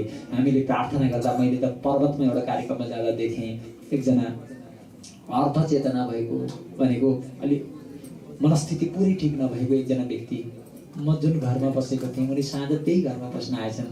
घरका उदार व्यक्तिले उनलाई पनि मेरो कोठासँगै उनलाई एउटा बस्नको लागि बास दिएछन्। बिहान उठेर म मेरो नित्य कर्ममा जाँदा अरूले पागल भनेको त्यो व्यक्ति बिहान उठेर मभन्दा पहिल्यै नुहाइसकेछ अनि उसले गुनगुनाइरहेको थियो, यसरी भन्दै थियो। एउटा मनस्थिति ठिक नभएको व्यक्तिले पनि हामी कहाँ प्रार्थना गर्दा हे ईश्वर संसारका सबै मनुष्य सुखी हुन्, कसैलाई कुनै दुःख नहोस्, संसारका सबै व्यक्ति निरोगी हुन् भनेर प्रार्थना गर्दो रहेछ। त्यस्तो भूमिका बासी हुन् हामी त, सामान्य कुरा होइन। त्यसैले हाम्रा ऋषि महर्षिहरूले जुन ज्ञान जुन विज्ञान संसारलाई दिएका छन्, अब हामीले ज्ञान र विज्ञानलाई जोडेर अगाडि बढ्नुपर्छ। ज्ञान विज्ञान तृप्तात्मा कुटस्थो विजितेन्द्रियः, गीतामा भगवान कृष्णले भन्नुभएको छ। भगवानले सुखदेवले अन्त्यमा ज्ञान विज्ञान निष्ठय भनेर भागवतमा भन्नुभएको छ। त्यसैले अब पूर्व र पश्चिम some blood transfusion is needed from east to the west to save Western science from spiritual anemia. एकजना चिन्तकले भन्छन् पश्चिमको आधुनिक भौतिक विज्ञानलाई रक्ताल्पताबाट एनिमियाबाट बचाउने हो भने पूर्वबाट त्यहाँको आध्यात्मिक चेतनाले अनुप्राणित रक्तदान गर्नुपर्ने बेला भएको छ। त्यसैले हामी हाम्रो एउटा अभियान छ, त्यो अभियान के अब वैज्ञानिक अध्यात्मवादको स्थापना होस्, पूर्वीय दर्शनले विश्वलाई नेतृत्व गरोस्। हाम्रो नेपाली बाटोबाट विकसित भएको दर्शन र धर्म र संस्कृतिले सम्पूर्ण विश्वलाई बेलायतमा रिसर्च गरियो। बेलायतमा बस्ने सम्पूर्ण मानवहरूमा सबैभन्दा सुखी कुन धर्म र संस्कृतिका छन् भनेर खोज गर्दा पत्ता लाग्यो बेलायत भरि बस्ने विश्वभरिका व्यक्तिहरूमा सबैभन्दा सुखी हिन्दू रहेछन्, किनकि हिन्दूले सबैको शान्ति र सुखका लागि प्रार्थना गर्छन्। यो विश्वभर प्रमाणित भएको छ। जुन बेला अमेरिकाको राष्ट्रपतिको चुनाव चलिरहेको थियो त्यतिखेर वर्तमानकी अहिले बेलायतकी प्रधानमन्त्री थेरेसा मे इन्डियाको दक्षिण भारतको शिव मन्दिरमा साडी लगाएर थालीमा पूजाका सामग्री लिएर पूजा गर्दै हुनुहुन्थ्यो। अमेरिकाका राष्ट्रपति डोनाल्ड ट्रम्पलाई विजयी गराउनका लागि उनकी छोरी इभान्का ट्रम्पले शिवका मन्दिरहरूमा पूजा र आराधना गराएकी थिइन् र भनेकी थिइन् पृथ्वीमा एउटा मात्र धर्म छ जो मान्छेले बनाएको होइन, जो ईश्वरबाट चलेर आएको एक मात्र धर्म छ, त्यसले विश्वलाई शान्ति दिएको छ, त्यो धर्म हिन्दू धर्म हो। हिन्दू धर्मको हिन्दू भनेको के हो? जसले हीन भावनालाई दूर राखेर उदार चेतना, विशाल दर्शन, विशाल फराकिलो मन, विशाल छाती, सम्पूर्ण विश्वलाई आफूभित्र समाहित गर्न सक्ने त्यस्तो विशिष्ट ज्ञान शक्ति भएको व्यक्ति हिन्दू हो। हीनम दुनोति स हिन्दू। हिन्दू शब्दको एउटा अर्थ के रहेछ? हीन भावनालाई टाढा राख्ने। अर्को अर्थ सुन्नुहोस्, हीनम दूषयति, आफूभित्र भएका दुर्गुणहरूलाई जसले हटाएर आफूलाई स्वच्छ पवित्र निर्मल अत्यन्त उज्जवल बनाउँछ त्यो व्यक्तिलाई हिन्दू भनिन्छ। माने परिष्कृत संस्कृत भनेकै त्यही, संस्कृत भनेको परिष्कृत, परिष्कृत भनेको संस्कृत, प्युरिफाइड, एकदमै शुद्ध। त्यसैले आफूभित्रका दोष दुर्गुणहरूलाई हटाएर जो सबैभन्दा पर परिशुद्ध बनिसकेको छ त्यो व्यक्तिको हो हिन्दू हो। जसले सानो विचारलाई छोडेर भनिसक्यो नि केवल छोराछोरीमा मात्र सीमित छ, त्यो भन्दा राष्ट्र धर्म समाज धर्म केही गर्दैन भने त्यो के हो? के भन्यो भने शिशुपाल। केवल शिशुहरू मात्रै पालेर बसेको छ भने त्यो के हुन्छ? शिशुपाल हुन्छ। त्यसैले हामी शिशुपाल हुने होइन, हामी विश्वामित्र बन्ने हो। के बन्ने हो? विश्वलाई मित्र बनाएर। वेदको एउटा मन्त्र सुन्नुहोस्, मित्रस्यमा चक्षुषा सर्वाणि भूतानि समीक्षन्ताम् मित्रस्याहं चक्षुषा सर्वाणि भूतानि समीक्षे मित्रस्याहं चक्षुषा समीक्षामहि। मैले मित्र भाव राखेर संसारका सबै प्राणीलाई हेरौँ, सबै प्राणीले पनि मलाई मित्र भाव राखेर हेरुन्। हामीहरू परस्परमा मित्र भाव राखेर एकले अर्कालाई मित्र भाव राखेर सेवा गरौँ। गीतामा कृष्णले के भन्नुहुन्छ, कति महत्त्व छ हाम्रो पूर्वीय दर्शनमा प्रत्येक तत्त्वको। हेर्नुहोस् है, कृष्णले अवतार लिएर पाँचै तत्त्वलाई शुद्ध गरेका छन्। हाम्रो पाँच भौतिक शरीर छन्, पाँच भन्दा अर्को तत्त्व खोजेर पाइँदैन। पृथ्वीलाई शुद्ध गर्न पूतनाको संहार, वायुलाई शुद्ध गर्न तृणावर्तको संहार, जललाई शुद्ध गर्न कालीय दमन यमुनाको परिशुद्धि, आकाश तत्व शुद्धि गर्न व्योमासुरको संहार, अग्नि तत्व शुद्ध गर्न परोक्ष र अपरोक्षमा दुई पटक मुखात अग्नि अजायत, मुखबाट प्रकट भएको अग्निलाई मुखमै भगवानले पान गरिदिनु भएको थियो। आज पनि आगो पिउन सकिन्छ, आज पनि आगोमा हिँड्न सकिन्छ। पूर्वीय दर्शन विचित्र छ, अद्भुत छ। शरीरमै अग्नि छ, शरीर भित्रैबाट अग्नि प्रकट हुन्छ। त्यही भएर पहिले पहिले पति र पत्नी एक प्राण भएकाहरू अर्काले जबरजस्ती सती लगाएर त्यो चितामा जबरजस्ती झोकेर मार्ने परम्परा अत्यन्त अशास्त्रीय र अत्यन्त घृणित परम्परा थियो। नेपालमा राणा शासनमा त्यो अन्त भयो, अनि भारतमा राजा राममोहन रायको नेतृत्वमा अन्त्य भयो। उनकी भाउजूलाई जबरजस्ती मान्छेहरूले बाँसका ती दाउराले घुचेर उनलाई चितामा जाकेर अनि झर्न नदिएर अनि त्यही नमर्न खोजेकी भाउजूलाई जबरजस्ती मारेपछि उनले विद्रोह गरे। अनि उनले पढे शास्त्रहरू कहीँ कतै पनि सती प्रथाका लागि व्यवस्था छैन, तर कहीँ कहीँ सती गएका प्रसङ्ग पाइन्छ। एक प्राण भइसकेकाहरू, मलाई क्षमा गर्नुहोला, उर्दूमा तलाक शब्द छ पति पत्नीको सम्बन्ध विच्छेदका लागि, अङ्ग्रेजीमा डिभोर्स शब्द छ, नेपालीमा पनि एउटा शब्द विकसित भइसकेको छ पारापाचुकी। तर संस्कृत भाषामा पति पत्नीको सम्बन्ध विच्छेदका लागि कुनै शब्द, संस्कृतमा कति शब्द छन् अघि मैले भनिसकेँ, 2791 वटा भाषाका शब्द जोड्दा पनि संस्कृतको भाषाका शब्द पुग्न सक्दैन। अङ्ग्रेजी भाषाका मूल शब्द जम्मा 65,000 छन्, संस्कृत भाषाका मूल शब्द नै कति छन्? 1,02,78,50,00,000 कति छन्? विश्वमा अरू भाषामा दुई वचन छँदै छैन, केवल संस्कृतमा मात्रै छ। र अर्को खुसीको कुरा, एल्गोरिदम आजसम्म गणितीय समस्या, विज्ञानमा गणितीय समस्यालाई समाधान गर्ने विधि हो एल्गोरिदम, केवल संस्कृतमा मात्रै छ। अब संस्कृत आर्टिफिशियल इन्टेलिजेन्सको लागि सबभन्दा उपयोगी भाषा, साइन्स र टेक्नोलोजीका लागि र अन्तरिक्षको भाषाको रूपमा, अन्तरिक्षमा मेसेजहरू पठाउँदाखेरि सबै उल्टो पाल्टो हुँदाखेरि अरू संसारका कुनै भाषाबाट त्यो सन्देश प्रवाहित भएन, सफल भयो। संस्कृत मात्रै यस्तो भाषा हो, शब्द जहाँसुकै अगाडि होस्, बिचमा होस्, अन्तमा होस्, केही फरक पर्दैन। अङ्ग्रेजीमा हैन, अङ्ग्रेजीमा कर्ता कर्म बन्न पुग्छ, कर्म कर्ता बन्न पुग्छ, शब्दलाई अगाडि र पछाडि राखिदियो भने।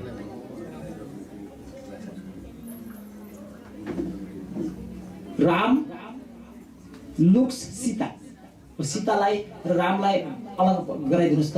सीता लुक्स राम गर्दाखेरि रामले सीतालाई हेर्छिन्, सीता रामले सीतालाई हेर्छिन्, अलग अलग बाँकी भएन। तर संस्कृतमा हेर्नुहोस् है, रामः सीतां पश्यति, सीतां पश्यति रामः भने पनि, पश्यति रामः सीतां भने पनि, पश्यति सीतां रामः भने पनि, रामः सीतां पश्यति, चार प्रकारले जसरी भने पनि त्यसको अर्थमा कहिल्यै अन्तर आउँदैन, किनभने संस्कृत विभक्तिनिष्ठ भाषा हो, यसको गहिराई धेरै छ।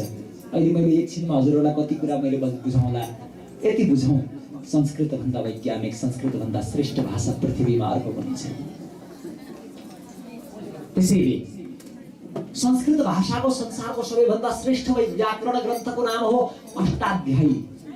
त्यो ग्रन्थ लेखिएको कहाँ हो? अर्घाखाँची जिल्लामा। कहाँ? अर्घाखाँचीको पडेनामा। अर्घाखाँचीसँग जोडिएको अर्को जिल्ला छ पाल्पा। त्यो पाल्पा हामीले सम्झनै पर्ने भूमि हो, किनभने पाल्पामा ऋषि माण्डव्यको जन्म गर्न तपोभूमि छ। पाल्पाको दमकडा भन्ने ठाउँमा आज पनि 300 वर्ष जति पुरानो ऋषि माण्डव्यको मूर्ति छ, मन्दिर छ। माण्डव्य को हुन् भनेर जान्नु पर्दाखेरि तुलनात्मक रूपमा जीसससँग तुलना गरेर हेर्न सक्छौँ। राज्यद्रोहमा उनलाई क्रुसमा टाग्ने सजाय दियो, उनले क्रुसमा टागिएर प्राण त्याग गर्नुपर्ने भयो। अनि आफूलाई क्रुसमा टाग्नेहरूलाई यिनीहरूलाई क्षमा गरिदिनुहोस् है ईश्वर भनेर अनि जिससले क्षमा मागे। माण्डव्यलाई उनी चोर थिएनन्, चोरहरूले उनको कुटीमा लगेर सामान राखेर आफू भागे। पछाडि पिछा गर्दै आएका सैनिकहरूले माण्डव्यलाई चोर सम्झेर लिएर गए, मौन थिए।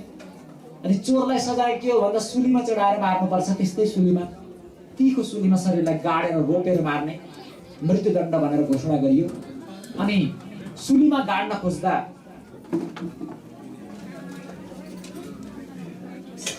आज शिव पार्वतीको नृत्य पनि छ है विशेष। अनि हामी बीच बीचमा भजनहरू पनि गाउँछौँ। माण्डव्य ऋषिलाई क्रुस के सुलीमा टाग्यो, सुली गडेन शरीरमा, तपोबलले गर्दा सुलीमा टक्क वा अडिएर चाहिँ तपस्या गर्न लाग्नुभयो। अब हेर्नुहोस् है, मैले एउटा चेतना जिससको चेतना र माण्डव्य ऋषिको चेतनाको मात्रै कुरा गर्छु अहिले। जिससले आफूलाई क्रुसमा टाग्नेहरूलाई अपराधी सम्झिए, दोषी सम्झिए र उनले गल्ती गरेको मानेपछि उनका लागि क्षमा मागेका छन्। तर माण्डव्यले उनलाई पनि मृत्युदण्ड दिएको हो। माण्डव्यले 2 दिन 3 दिनसम्म पनि त्यहीँ बसेर तपस्या गरे। हेर्नुहोस्, जिसस पनि 3 दिनपछि बौराएर उठ्यो भनेको छ। उनी त्यसलाई धरतीमा गाडी फेरि 3 दिनपछि उठ्यो भनेको छ। माण्डव्य ऋषि पनि 2 दिन 3 दिनसम्म त्यो सुलीमै बसेर तपस्या गरे अनि उनी मरेनन्, मर्ने कुरै भएन। राजाले आएर गएर क्षमा मागे।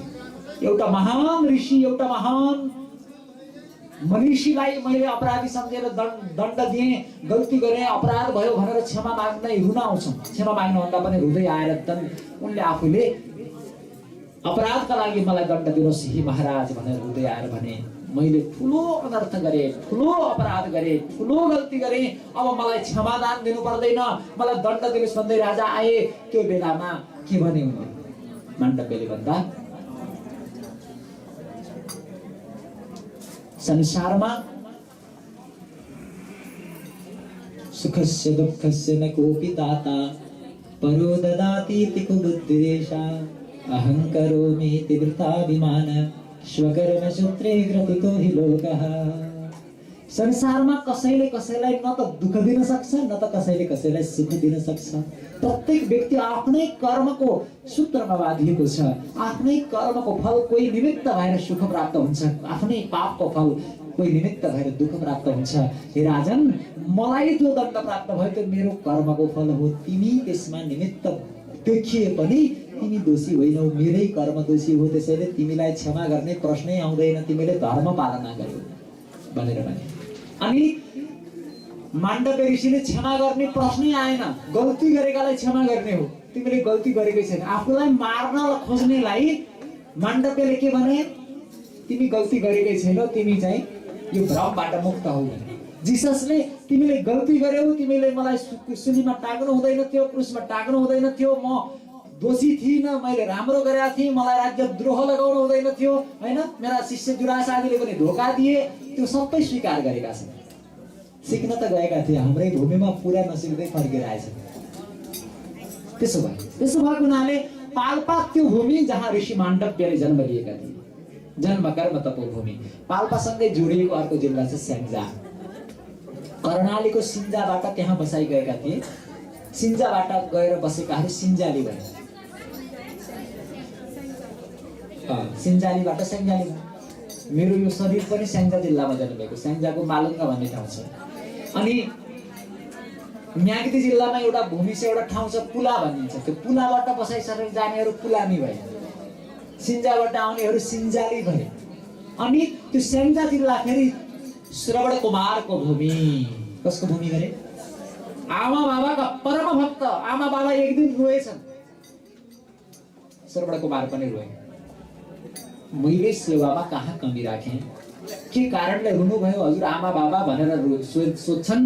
श्रवण कुमारका आमा बाबाले भने, बाबु तिम्रो सेवामा कमी भयो भनेर रोएको होइन, तिमीले यसरी सेवा गरेका छौ, तिम्रो सेवामा खोट छैन, तिम्रो भावमा कमी छैन बाबु, तिमी महान छौ। हामी त रोएको किनभने हामीले वृद्ध भयौँ। एक त दुवैले आँखाले देख्दैनौँ, अर्को कुरा पाउले हिँड्न सक्दैनौँ, शरीर वृद्ध भयो, केही तीर्थ जान बाँकी थियो।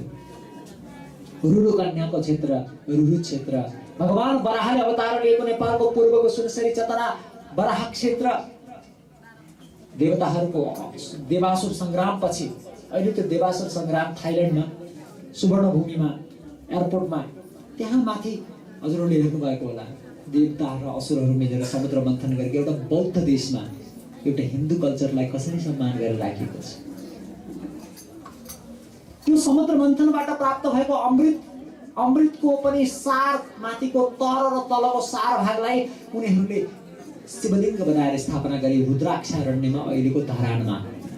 इन्डियाका 4 ठाउँमा 4 थोपा खसेको थियो अनि त्यही खसेको बेला मुहुर्तलाई अहिले कुम्भ मेला गर्ने चलन छ।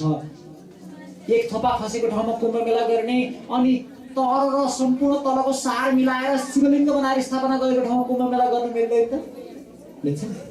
त्यहाँ कुम्भ मेला चलेको छ। त्यसैले त्यो पूर्वको भूमि, त्यो सुनसरी चतरा यस्ता पवित्र भूमि, त्यो श्रवण कुमारले भने त्यस्ता तीर्थहरू जान बाँकी छ भनेर आमा बाबा रुँदाखेरि श्रवण कुमारले भने मेरो आमा बाबा म छँदाछँदै हजुरहरूले किन रुनुपर्छ? नरुनुहोस् न, मेरो कारण मैले सेवा गर्न नसकेर यदि हजुरहरूको आँखामा आँसु आयो भने मेरो लागि दुर्भाग्यको कुरा हो। मैले हजुरहरूका त्यो इच्छा पुरा गर्छु। मैले हजुरहरूलाई तीर्थमा लैजान्छु।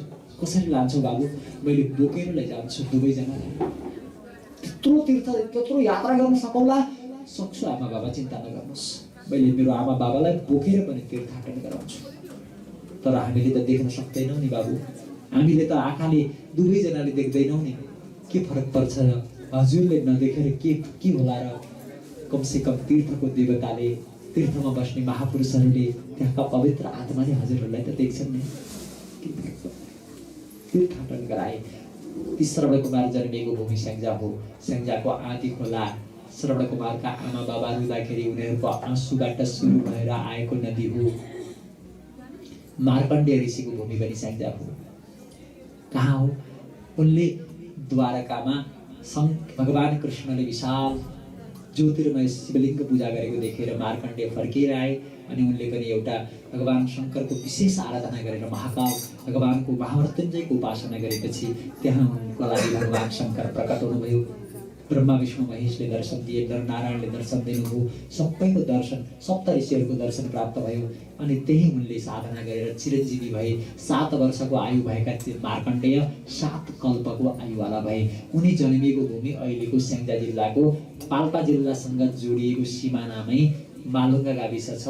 त्यो पहिले महालिङ्ग थियो, अहिले फेरि महालिङ्ग बनेको छ। यो शरीर पनि त्यही जन्मिएको मालुङ्गा गाविस।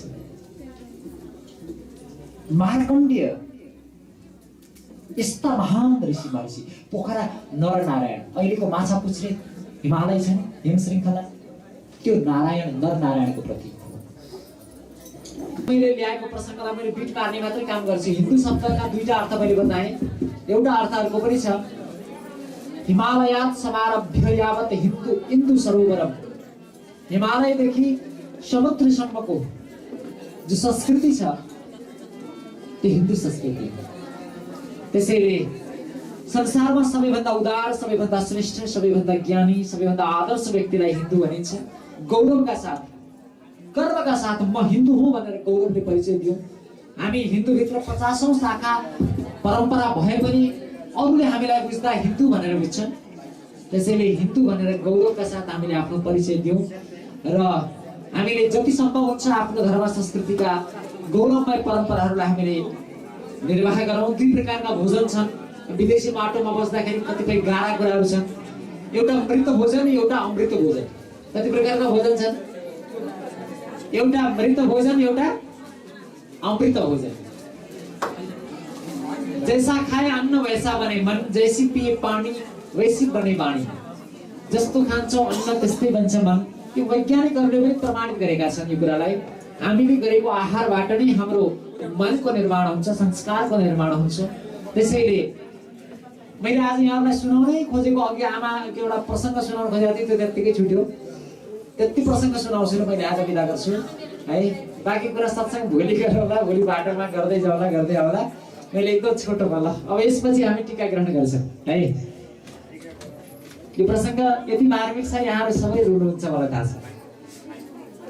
कसैलाई रुने इच्छा छैन, कसैलाई अलिक यस्तो भाव संवेदनाको कुराहरू सहन गर्न गाह्रो हुन्छ भने अहिले बाहिर ल्याइन्छ। बडा विचित्र प्यारो प्रसङ्ग छ।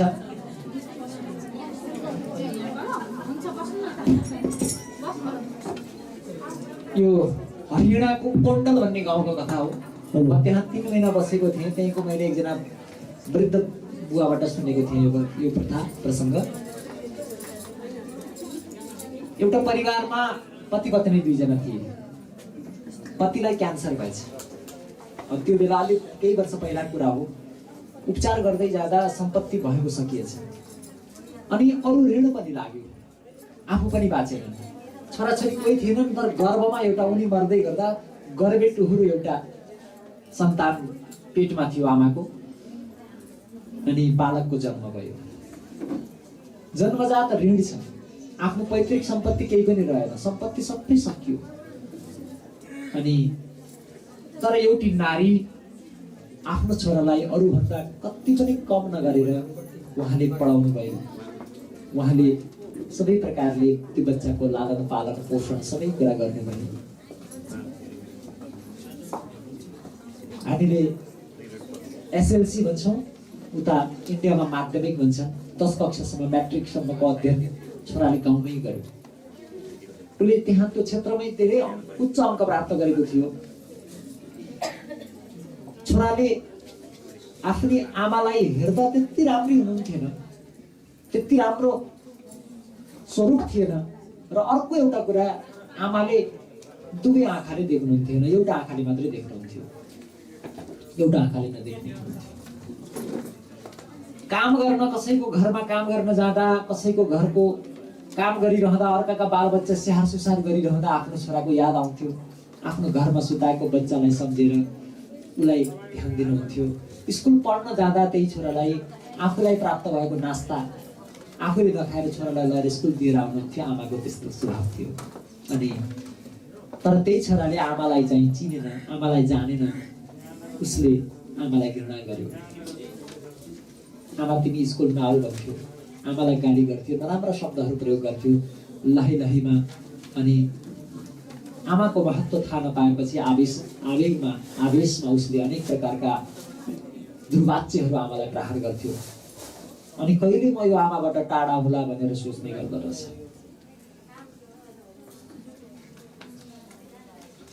अनि एसएलसी पछि त्यो छोरा इन्जिनियरिङ पढ्नका लागि भनेर दिल्ली आएछ। फ्री स्कलरसिपका लागि इन्ट्रान्सिपमा उसले आफ्नो राम्रो अङ्क निकाल्यो। उसले फ्री बस्ने खाने सुविधा प्राप्त गर्यो पढ्नका लागि। अनि उसले दिल्लीमा बसेर पढ्न लाग्यो। पढ्न लाग्दा आमाले कति दुःखले मलाई पढाएको हो भन्ने बिर्सियो। मलाई पढाउँदा पिताले लगाएको ऋण अझै थपिएको छ। मेरी आमाले आफू भोकै बसेर मलाई खुवाउनु भयो। आफूले धेरै पुराना चेप्टिएका वस्त्र टालेर लगाएर पनि मलाई राम्रो ड्रेस लगाइदिनु हो भन्ने कुरा छोराले बिर्स्यो। आमाको ममतालाई सर्लक्कै छोराले बिर्स्यो।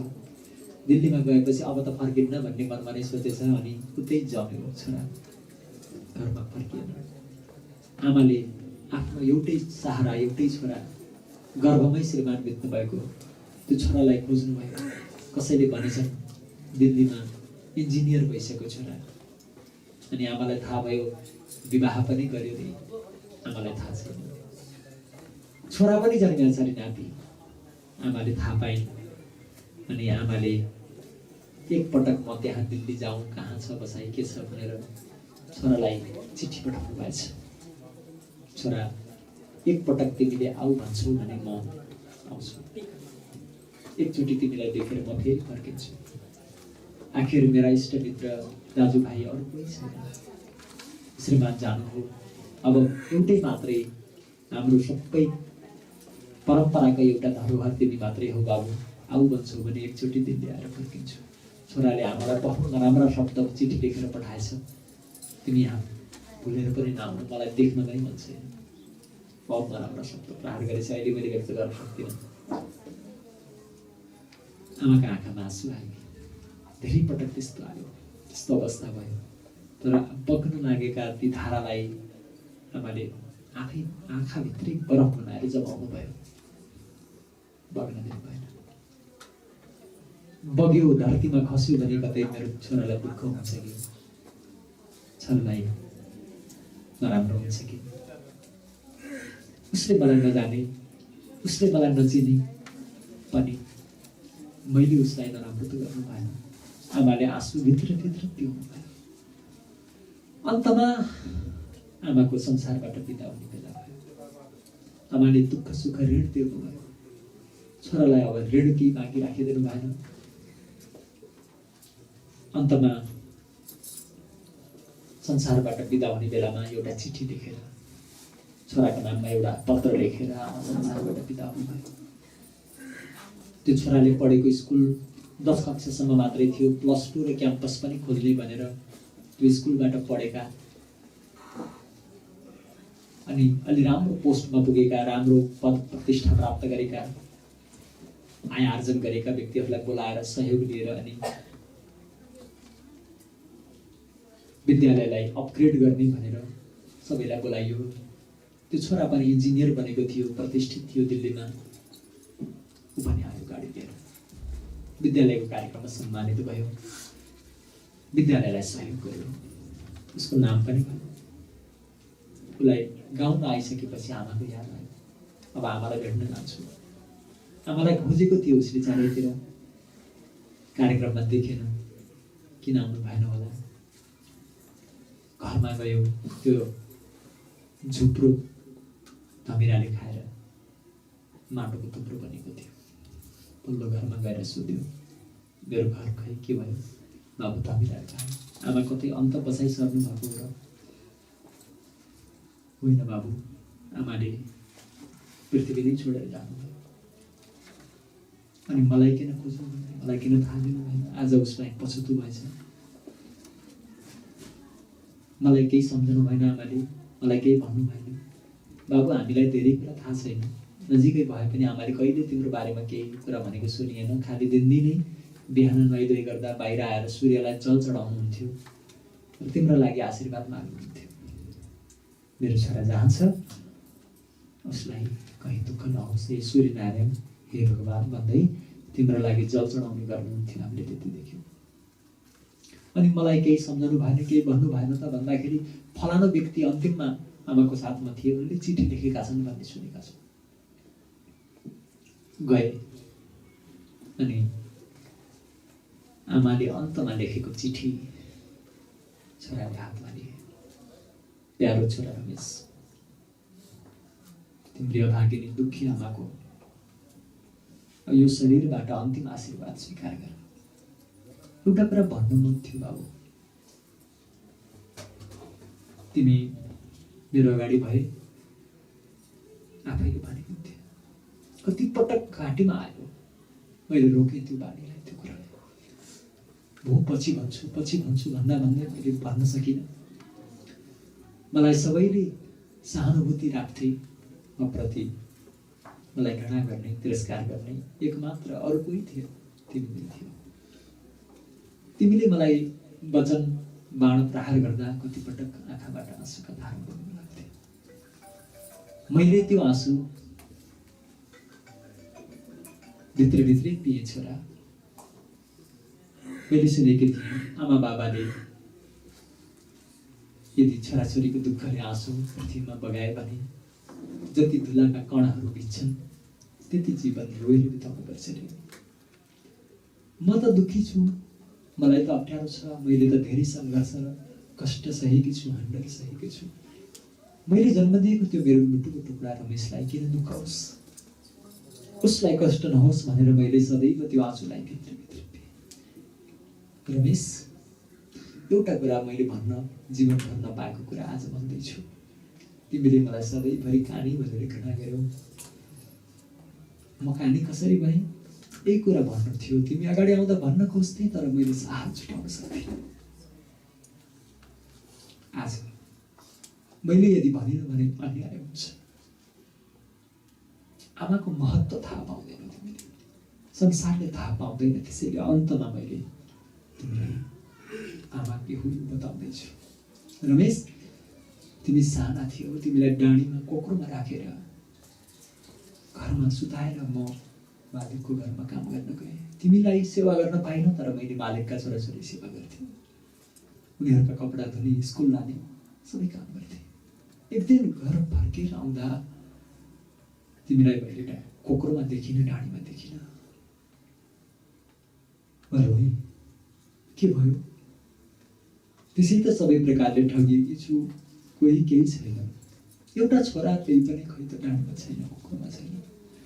चारैतिर खोजेँ, तिमीलाई देखिनँ। अन्तमा तिमीलाई मैले पाएँ घरभित्रै। तिमी चुलोको नजिकै मैले पुरेर गएको अग्निलाई खोजलेर हातले आगोमा डढेका रहेछ तिमी। तिम्रो शरीर चेष्टा रहित थियो, शरीरमा प्राण छ होला जस्तो लाग्थ्यो, तर हेर्दाखेरि त शरीर मृत हो कि जस्तो पनि लाग्थ्यो। अनि तिमीलाई छातीमा चापेर म दौडेर रुँदै रुँदै डाक्टर कहाँ गएँ। डाक्टर साहेब, जति नै खर्च लागोस् मेरो बाबुलाई बचाइदिनुहोस्। जति खर्च लागे पनि म तिर्छु। अहिले मसँग नभए पनि म घरमा काम गरेर पनि चुक्ताउँछु। डाक्टर साहेब बडा उदार थिए डाक्टर। आमा, यस्तो अप्ठ्यारो र अभावमा भएको बेला पनि मैले हजुरलाई सघाउँदिनँ भने मेरो यो धनलाई धिक्कार छ। चिन्ता नगर्नुहोस्, नरुनुहोस् आमा। मैले मेरो भाइ सम्झेर बाबुको उपचार गर्छु। रमेश अनि तिम्रो उपचार गर्न लागे डाक्टरले। उपचार बाबत केही पनि दिएन। अनि बडा खुसी भएर, बडा प्रसन्न भएर दौडेर आएर भने, आमा, भाइ बाँच्यो। सुनेर म पनि नाचेँ खुसीले, हर्षले, मेरो बाबु बाँच्यो, तिमी बाँच्यौ। तर डाक्टरले भने, आमा, तर मेरो भाइले एउटा मात्रै आँखाले देख्ने भयो संसारलाई। आगोमा अरू त सबै कुरा रिकभर हुन्छ, आँखा भने नराम्ररी ड्यामेज भएको छ एउटा, त्यो आँखाले देख्दैन। डाक्टरलाई सोधे, डाक्टर कुनै उपाय छ? अरू केही छैन, कसैले आफ्नो आँखा दियो भने दुवै आँखाले देख्न सक्छ। अनि मैले डाक्टरलाई भने, डाक्टर साहेब, मैले बरु एउटा आँखाले देख्छु, मेरो छोराले दुवै आँखाले संसार देखोस्। त्यसपछि रमेश, तिमीले अहिले चिठी पढिरहेको आँखा तिम्रो आमाको वात्सल्यको प्रतीक हो, तिम्रो आमाको ममताको प्रतीक हो। मलाई खुसी छ मेरो शरीरबाट पुष्ट भएको तिम्रो शरीर मात्र होइन, मेरो प्रत्यक्ष आँखा पनि तिमीलाई प्राप्त भएको छ। तिमीले आमालाई चिनेनौ, तिमीले आमालाई बुझेनौ, तर आज तिमीले आमालाई सम्झदा, आमालाई खोज्दा, आमालाई घुमाइसकेका हुनेछौ। तिमी आमाबाट टाढा पुगिसक्छौ, म तिमीबाट टाढा पुगिसकेकी हुनेछु। बाबु, कमसेकम अरू सन्ततिहरूलाई यो कुरा बताउनु है, आमा के हो। हामीले नेपाललाई बृहत नेपाल बनाउनु छ, टुक्रिन दिनु छैन। सनातन विश्वको एकमात्र सनातन हिन्दू राष्ट्र बनाउनु छ। केही नेपाल आमाका छोराछोरीहरू नेपाल आमालाई चिरा पार्ने भनेर लाग्दैछ। हामीले आमालाई बचाउनु पर्छ। हामी आफ्नो धर्म र संस्कृतिमा अटल भएर अगाडि बढौँ।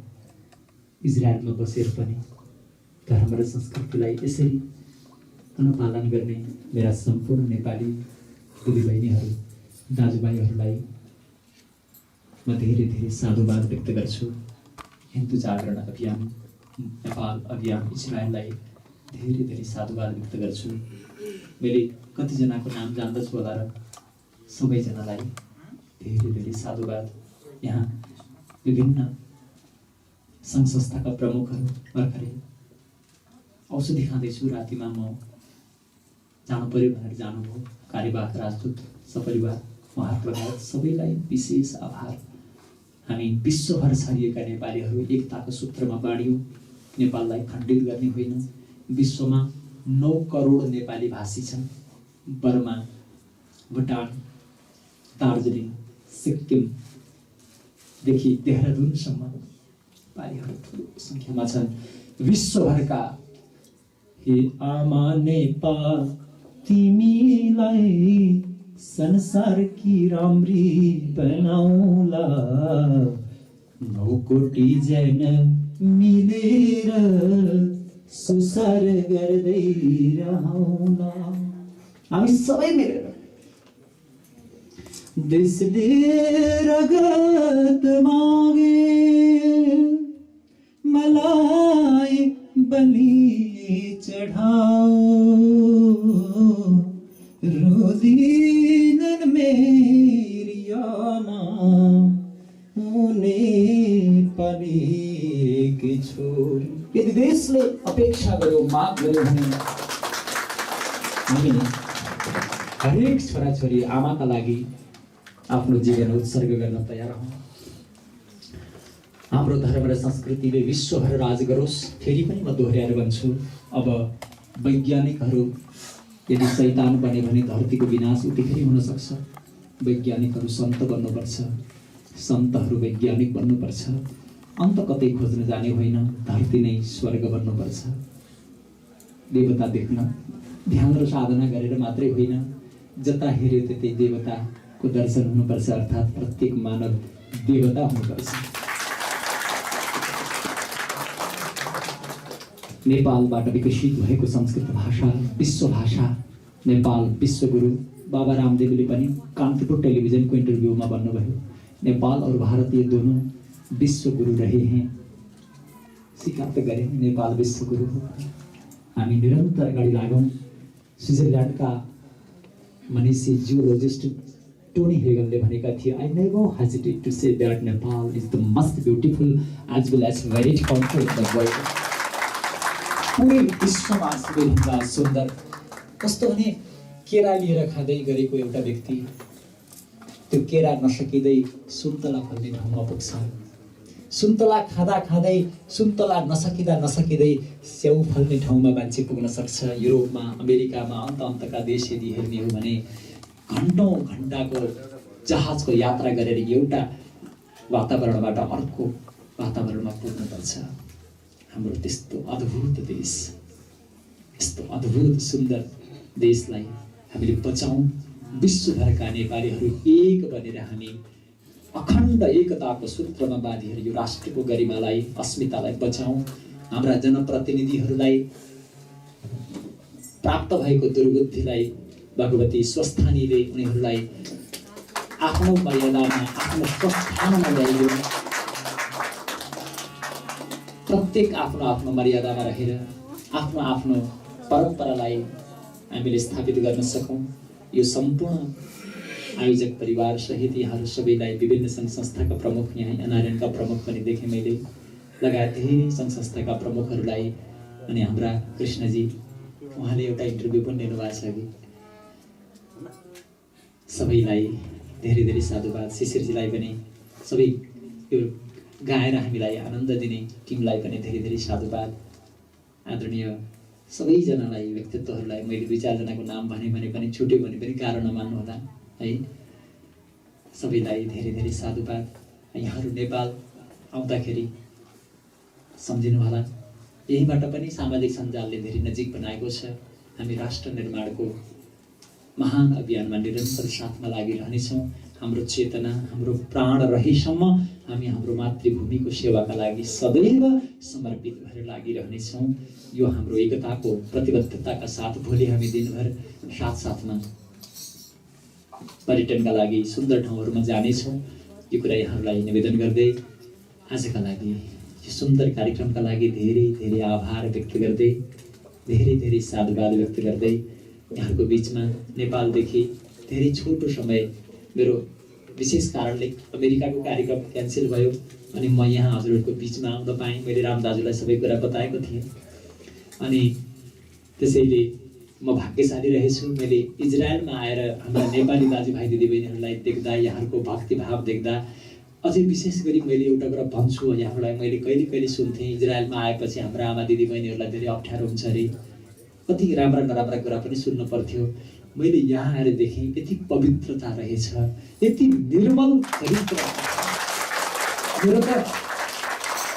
म नमन गर्छु, म एकदमै श्रद्धाले शिर झुकाउँछु यहाँहरूको पवित्रताप्रति, यहाँहरूको त्याग र तपस्याप्रति। वास्तवमै मैले यहाँहरूलाई भित्रदेखि नमन गर्छु। साँच्चै नै यहाँ नेपालीहरूमा यस्तो सुन्दर भाव, यस्तो अद्भुत, यो निरन्तर यो एकदम उत्कर्षमा प्राप्त होस्। यहाँहरूको एकता, सबै मिलेर पवित्र कार्यक्रमहरू यस्ता गर्दै जानुहोस्। म जहाँसुकै हौँ यस्तो पवित्र कार्य गर्ने हजुरहरूलाई म सदैव साथमा, हजुरहरूको हर पल हरेक सत्कर्ममा म यहाँहरूको साथमा रहने मेरो प्रतिबद्धता यहाँहरूलाई म व्यक्त गर्न चाहन्छु। हिन्दू जागरण नेपाल र म व्यक्तिगत रूपमा पनि यहाँहरूलाई मैले जानकारी गराउँछु। हामीले भर्खरै एउटा आस्था च्यानललाई नेपालमै लगेर लाइभ कार्यक्रम गरेका थियौँ। यहाँहरूले कतिले हेर्नुभयो, किनभने नेपाल सरकार लाचार भयो, नेताहरू लाचार भए, एक शब्द पनि बोल्न सकेनन्। हामीलाई नाकाबन्दीदेखि लिएर अनेक यातना दिइरहँदा मैले एकदम तितो सत्य, कटु सत्य भन्छु, नेपाल आज उठ्न नपाएको यो इन्डियाले गर्दा हो। म इन्डियामै पढेको हो, त्यहाँ पढ्ने गुरुहरूमा पनि मैले इन्डियाकै भक्ति, कहिले वृन्दावन, कहिले काशीकै महिमा गाएको नेपाली तीर्थहरूलाई त्यति धेरै महत्त्व नदिएको देखेँ। मैले भारतमा गएर नेपाल कहाँ छ खोजेँ। हामी ग्रेटर नेपाललाई लिएर अगाडि बढ्न सक्छौँ। अहिलेको तराईको त कुरै छोडिदिनुहोस्, टिस्टा काङ्गडासम्म हामीले अङ्ग्रेजहरूले भारतलाई 1947 छोडेर जाँदाखेरि पूर्व रूपमा हाम्रो नेपाल सुगौली सन्धि पूर्वको जुन नेपाल हो, ग्रेटर नेपाल हो, त्यसलाई विधिवत रूपमा हस्ताक्षर गरेर हामीले कुनै पनि प्रक्रियाबाट भारतलाई बुझाएका छैनौँ। अन्तर्राष्ट्रिय अदालतमा हामी गयौँ भने त्यो भूभाग हामीसँग फर्केर आउन सक्छ, त्यो मापदण्ड छ। त्यसैले हामी राष्ट्र विखण्डनको कुरा होइन, ग्रेटर नेपालको अभियानलाई लिएर निरन्तर अगाडि बढौँ। हामीले हिन्दू जागरण नेपाल र म व्यक्तिगत रूपमा आफैले एउटा संस्थालाई कालीगण्डकी ज्ञान विज्ञान प्रतिष्ठान, किनभने मैले अघि भने नि कालीगण्डकीको तीरमा जन्मे, रामदेवले पतञ्जलिलाई चिनाउँछन् भने हामीले हाम्रो देशको गौरवशाली नदीलाई चिनाउनु पर्दैन त, कालीगण्डकी। त्यसैले ज्ञान विज्ञान प्रतिष्ठानको माध्यमबाट हामीले एउटा सुन्दर कार्यक्रम गऱ्यौँ र त्यहाँ अहिले अब हामीले नेपालको एउटा ठुलो आध्यात्मिक केन्द्रको रूपमा, किनभने गण्डकी त्यहाँ उत्तर बगेकी छन्, प्रयाग, कुरुक्षेत्र, नैमिषारण्य भन्दा पनि कालीगण्डकीलाई धेरै गुणा महत्त्व दिएका छन् पुराणहरूले। प्रयागी शतधा स्नात्वा कुरुक्षेत्रे च नैमिषे कृष्ण भायाम सकृत स्नात्वा फलम तुल्यम लवेन नरः। प्रयागमा 100 पटक, कुरुक्षेत्रमा र नैमिषारण्यमा 100 पटक नुहाएको फल गण्डकीमा 1 पटक नुहाएर प्राप्त हुन्छ भनेको छ। गण्डकीमा पनि गयायाम पिण्डदानाच्च लभेत शतगुणम फलम, गयामा गएर श्राद्ध तर्पण गरेर जो पुण्य फल प्राप्त हुन्छ त्यो गण्डकीमा गरेर शतगुणम फलम, 100 गुणा फल प्राप्त हुन्छ। त्यसमा पनि गण्डकी उत्तर फर्केको ठाउँमा उत्तरायाम कृष्ण भायाम कोटि गुण फलम लभेत, उत्तर गण्डकी फर्केको ठाउँमा त्यसको 1 करोड गुणा बढी, अर्थात् पृथ्वीमै सबैभन्दा बढी श्रेष्ठ चाहिँ गण्डकी उत्तर फर्केको ठाउँ रहेछ। म त बसाइसराई गरेर झर्न खोजेको थिएँ, मलाई गण्डकीले आफ्नो ठाउँको महत्त्व धेरै वर्ष नि भएको छैन थाहा हो। त्यसपछि मैले कसम खाएँ, आमा मैले हजुरलाई चिनाउँछु, मैले गण्डकीको तटमा हजुरको पानी पिएर मैले आफ्नो शरीरलाई विकास गर्ने मौका पाएँ। मैले यो गण्डकीलाई संसारमा चिनाउनु छ, नेपाललाई विश्वगुरु बनाउनु छ, म भाग्दिनँ भनेर मैले गण्डकीलाई भने। र अहिले संसारभरिबाट मान्छे त्यहाँ तीर्थाटनका लागि आउन लागेका छन्, विश्वभरि त्यो क्षेत्रको प्रचार भएको छ। त्यसैले हामीलाई त्यो यज्ञको बेलामा पनि यहाँ हाम्रो आदरणीय रामदाजुहरू लगायत धेरैले सहयोग पठाउनु भएको थियो। म यहाँहरूलाई त्यो सहयोग दिने व्यक्तित्वहरूलाई विशेष आभार धन्यवाद पनि दिन्छु। त्यतिखेर हामीले हजुरहरूलाई हातमा रसिद दिन नपाएको हुनाले मैले अहिले रसिद ल्याएको छु। जसको नाममा जसले जति सहयोग गर्नुभएको थियो कृपा गरेर त्यो रसिद यही लिनु होला है त। विशेष साधुवाद र आभारका साथ हामी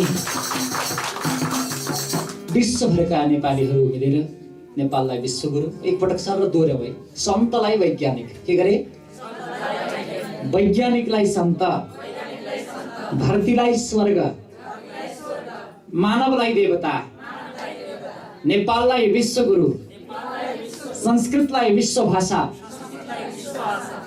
अमृत आहार, ऋत व्यवहार। संस्कृतमा ऋचम वाचम प्रपद्ये, ऋत भनेको सत्य हो, सत्य व्यवहार, अमृत आहार हाम्रो होस्।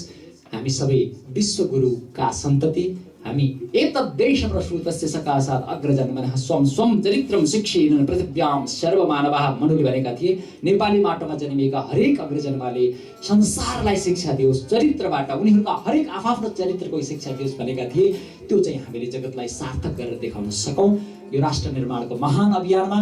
र हामी सबै फर्केर हजारौं लाखौं करोडौंलाई भगवानको चरणमा लिएर हामी आफै पनि भगवानको धाममा यसै जीवनमा भगवानलाई साक्षात्कार र प्राप्त गर्न सकौँ। यही सबैलाई भगवत भक्तिको अभिवृद्धिको शुभकामना। यो पवित्र पर्वको उपलक्ष्यमा विशेष यहाँहरूको जीवन मङ्गलमय होस्, यहाँहरूको चारैतिर भक्ति र आध्यात्मिक चेतना परिपूर्ण होस् भन्ने शुभकामनाका साथ मेरो वाणीलाई केही मबाट अप्रिय शब्द आएको भए कृपा गरेर क्षमा गरिदिनु होला। यहाँहरूलाई देख्न पाएँ म भाग्यशाली छु। यति नै बाणीलाई विराम। असतोमा सद्गमय तमसोमा ज्योतिर्गमय मृत्युर्मा अमृतं गमय। ओम शान्ति शान्ति शान्ति।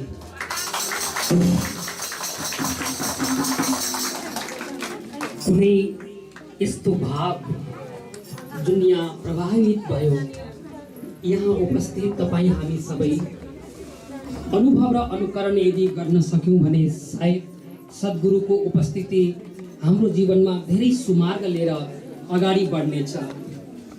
उहाँ सरल सुहृदी मृदुभाषी अनि तेजस्वी व्यक्तित्वका धनी तितिक्षवः कारुणिका सुहृद सर्वदेहिन सन्तको लक्षणले पूर्ण रूपले परिपक्व उहाँ दार्शनिक गुरु हामी माझ आज आउनु भएको छ। र उहाँको प्रवचन नेपाल कस्तो देश हो, यो देशमा कस्ता कस्ता मनुष्यहरू पैदा भए अनि कस्ता कस्ता विदुषीहरू पैदा भए, कस्ता कस्ता कृतिहरूको रचना गरे यो माटोमा जन्मिएर, उहाँले भन्दा अरू कसले स्पष्टसँग हामीलाई यी उपरोक्त विषयवस्तुहरू सम्झाउन सक्छ होला। त्यसैले हामी सौभाग्यशाली छौँ। तर्कपूर्ण विधिपूर्वक एवं क्रमबद्ध विचार प्रकट गर्ने क्षमता उहाँसँग छ। त्यसैले उहाँ दार्शनिक हुनुहुन्छ। आत्मा, जीव अनि ज्ञान अनि ईश्वरको भावलाई आध्यात्मिक दृष्टिकोणबाट प्रस्ट्याउने क्षमता उहाँसँग छ। त्यसैले उहाँ आध्यात्मवेत्ता हुनुहुन्छ। धरती आकाश सबैतिर एउटै बोल्छ। आमा अनि आमाको आशीर्वाद सबैभन्दा अनमोल छ। यो भाव प्रकट गरेर आमाको भावलाई व्यक्त गराउने यस्ता कारुणिक शब्द सायद ती शब्दले हाम्रो अन्तर्हृदयलाई पनि छयो होला। उहाँ गुरुका सुमधुर वाणी, उहाँ गुरुको ज्ञानवर्धक प्रवचनलाई सदैव नमन गर्दै हामी लगायत यो हिन्दू जागरण इजरायल परिवारको तर्फबाट श्रद्धेय गुरुलाई धेरै धेरै भन्दा पनि धेरै मुरीमुरी धन्यवाद ज्ञापन गर्न चाहन्छौँ। साथै गुरुको आशीर्वाद सदैव हामीलाई बनिरहोस् यो अपेक्षा पनि गर्न चाहन्छौँ। श्रद्धेय गुरु चैतन्य गुरुजीलाई सादर प्रणाम।